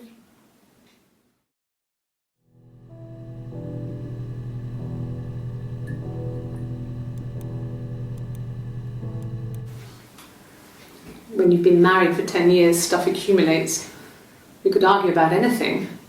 And he's so nice. That doesn't help. He tries to smooth things over, and that just makes it worse. We're both passive-aggressive, so we never normally argue directly about anything.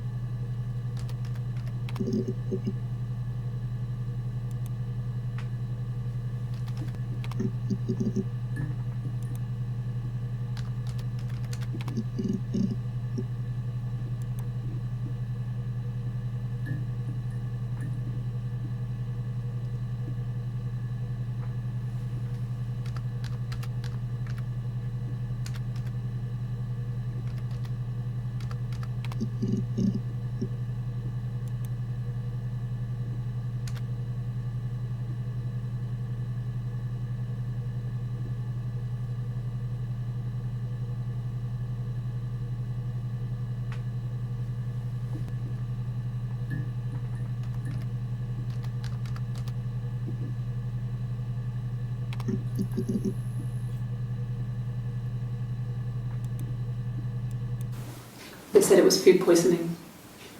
There was something in the food they ate. My dad liked to pick mushrooms, grow them too.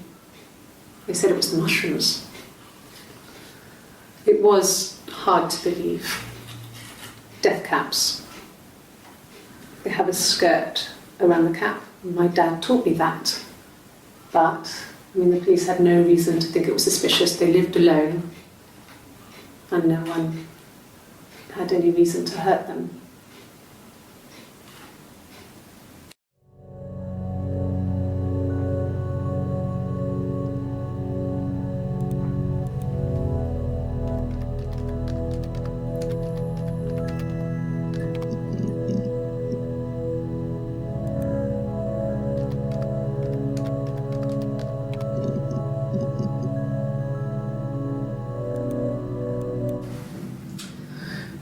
I was living in the attic. It was a very hard time. I was depressed, was still pretty sick of the STD. And I came down one morning and they were dead. They were in bed and both had been sick. They'd thrown up a lot. And I'd slept through it.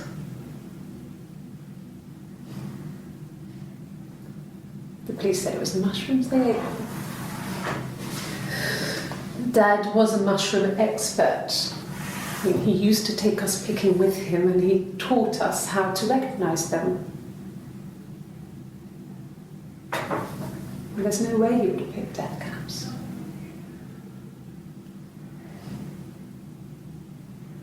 But the police believe that's what happened.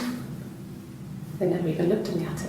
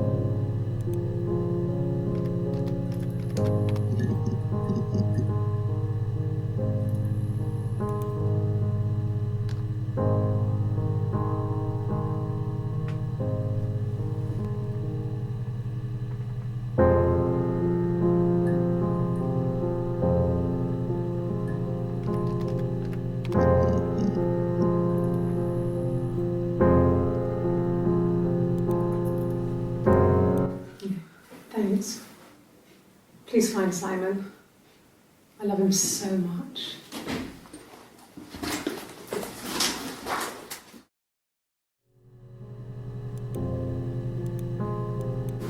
No. I mean, everyone loves Simon. He was so nice to everyone. He loves me.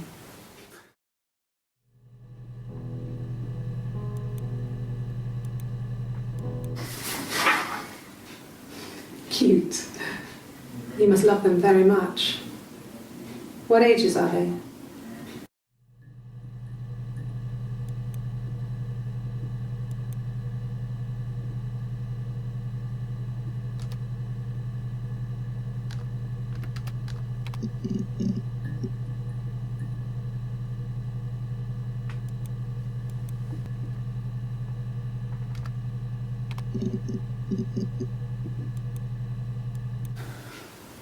Well, fine, considering.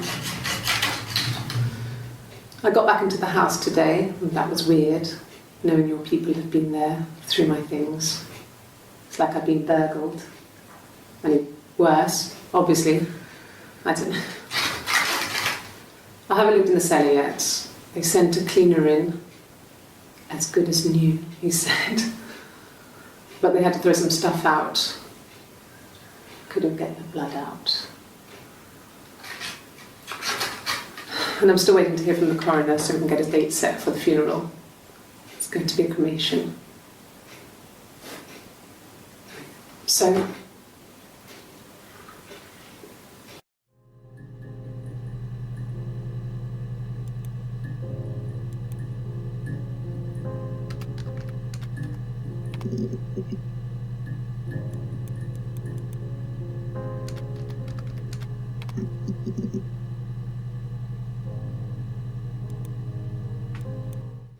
okay. I've given blood before. Do you need to take that for your records?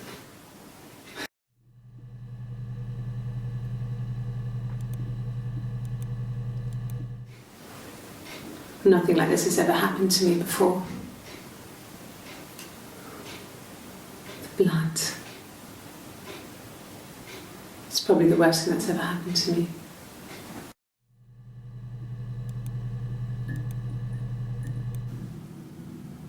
She was sat behind him. She had my wig on.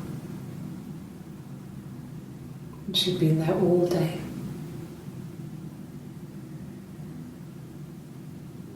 And she had blood on her.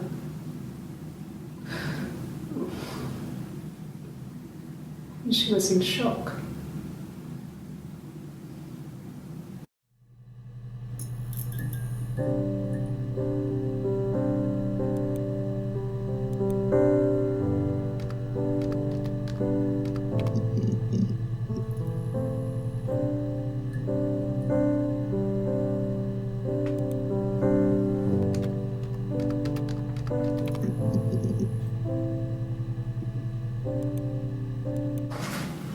It lasted about 6 months. I tried to carry on, but everything was different. Hannah insisted I not pretend to be her around Simon, let alone sleep with him. We didn't share him like the others. The rules had changed. Me living in the attic had become weird in a way it hadn't been before.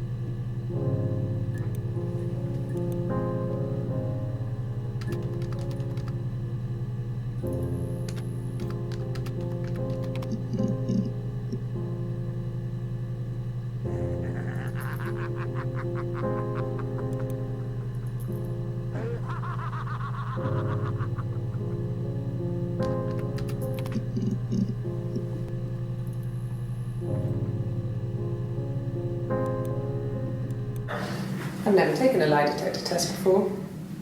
Does it really work?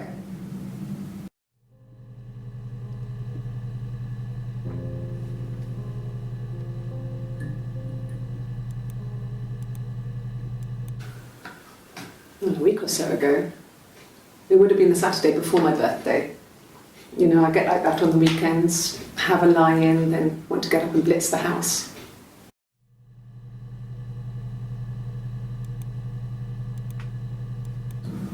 Yes, I'll take a lie detector test.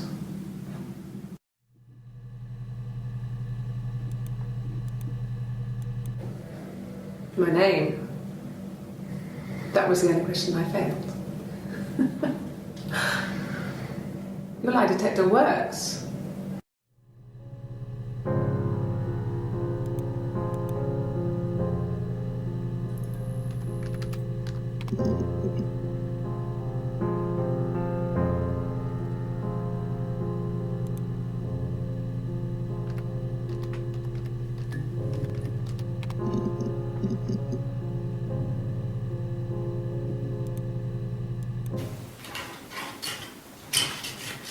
This is the third day running you've called me in. I speak to Doug and Eleanor every day. And they say you've been asking a lot of questions about me. Should I be worried? Am I a suspect?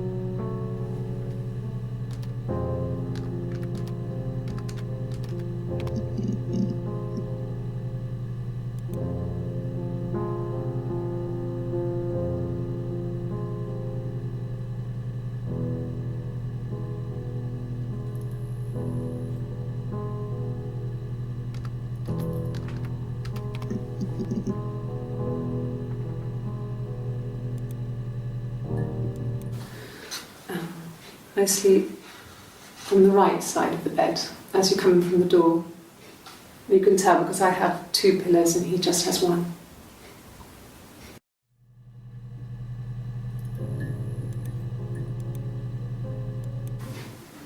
Simon was very moral about that sort of thing. He wouldn't just walk out there and sleep with anyone. He wasn't that kind of guy. He took his marriage very seriously.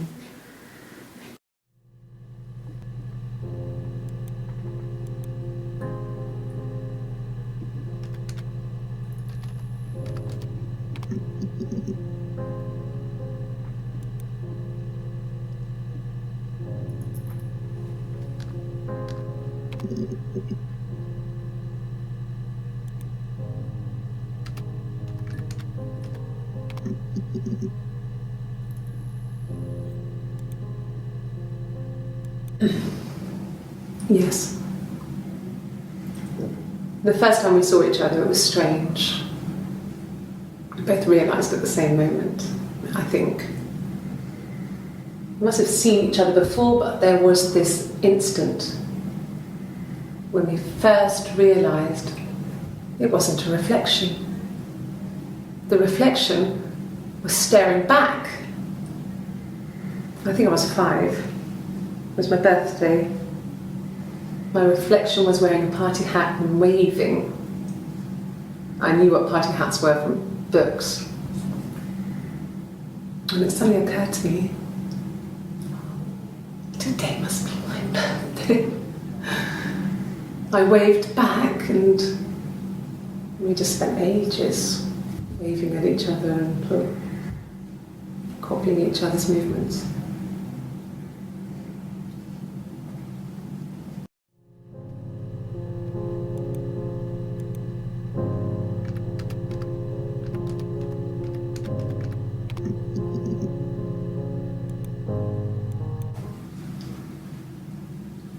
I wanted to see my reflection. I thought that if I touched her, something would happen. We would become one girl.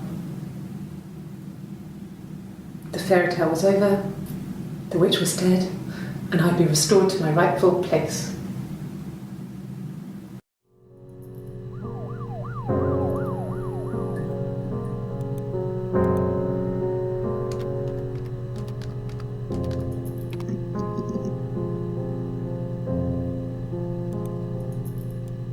Yes, that's my birthday. Not one of the big ones, but I guess you can see that.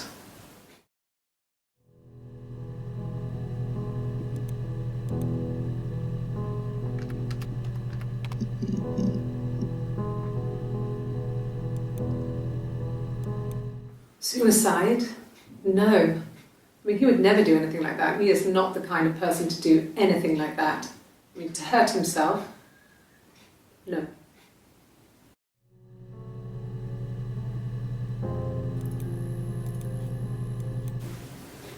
I mean, I don't know. Something must have happened to him on his way home. He could be hurt.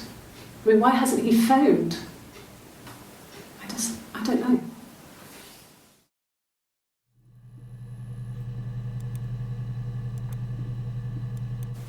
Hurt someone?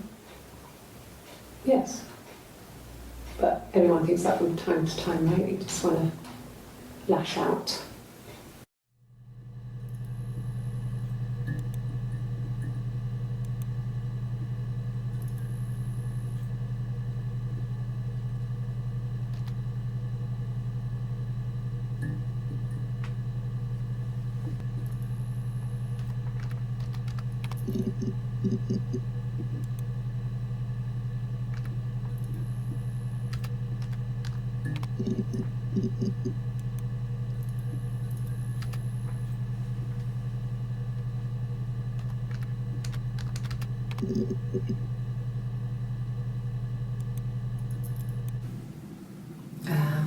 When she went home, Simon had a birthday tea waiting.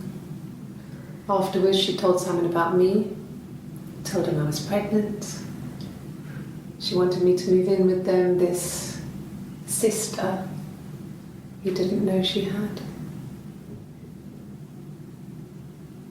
She knew that instant. The look on his face.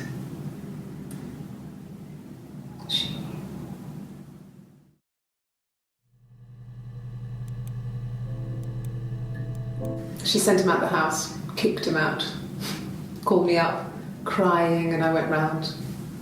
I guess I had a feeling I could hear something was wrong in her voice, but I wasn't sure what it was. She called me sister on the phone. She never calls me that.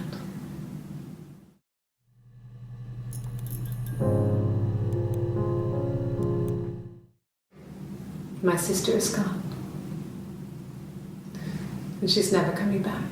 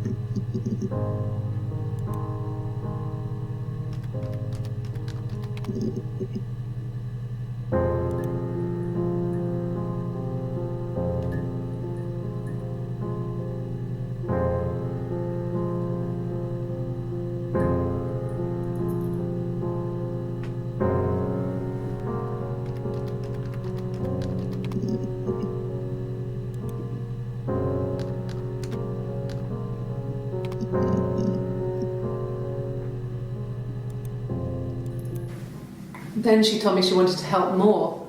She said I should move in with her. She would come clean with Simon about me. I was family, I couldn't have a baby in a bedsit. I told her I didn't want to tell Simon.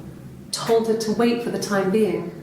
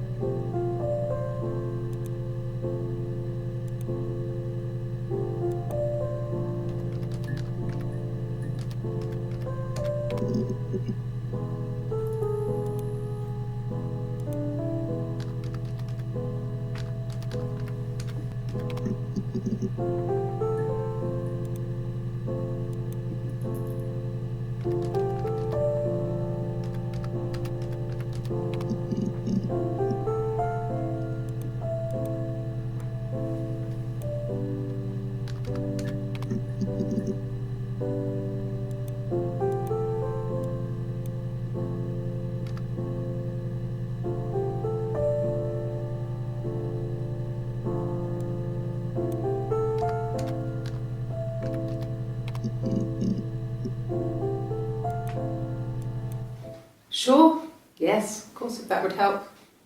Will you phone the house to let me know when you want to come round? Then I can make sure that I'm there.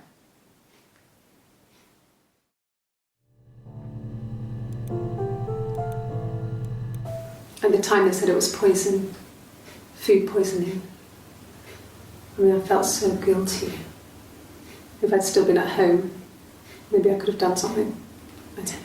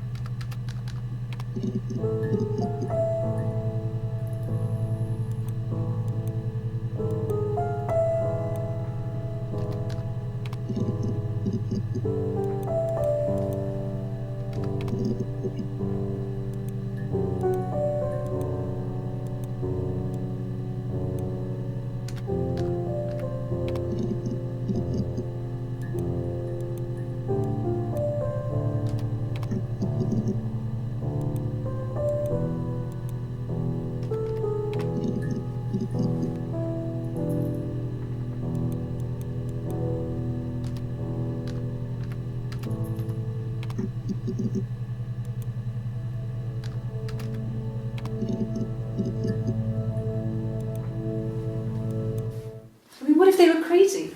You hear about these crazy people all the time. I mean, why would anyone who knew Simon want to kill him?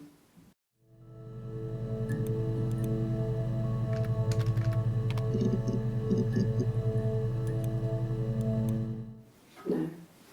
I think he spoke to Helen. She said he was upset about her argument, but I'm not sure what else he said. He likes Helen. He likes blondes.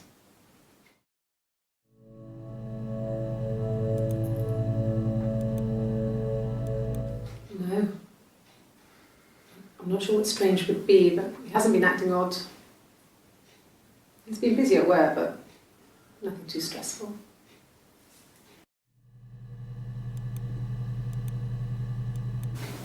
What about us?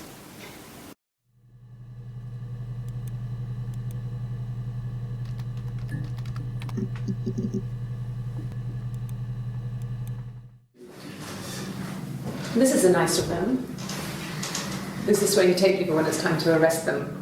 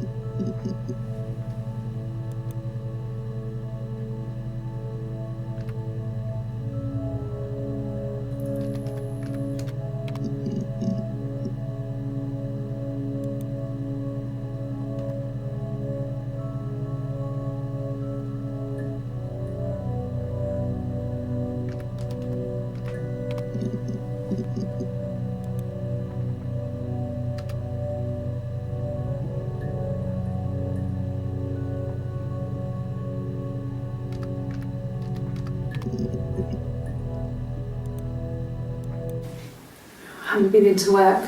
I guess I've just been waiting to hear from you, hear from my husband.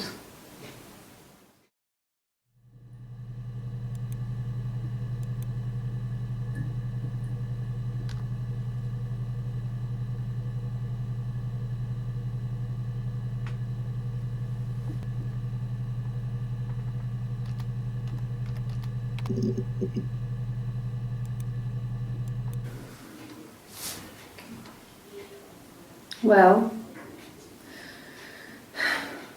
she has a knife, but she's been cooking, I guess. She's been cooking him his favourite meal. She's his wife. And he's asleep and she doesn't want to wake him because he's ill. That's why she's sad. Because he's ill and he might die. It's kind of a sad story, so I'm not sure how it ends.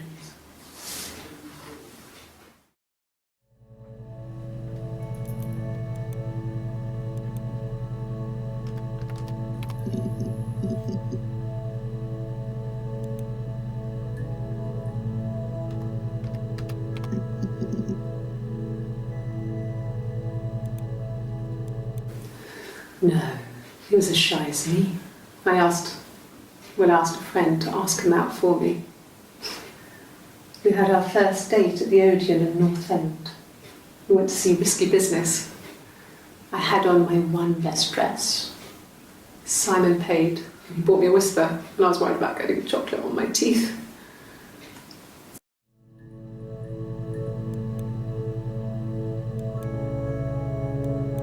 Yes, like a story.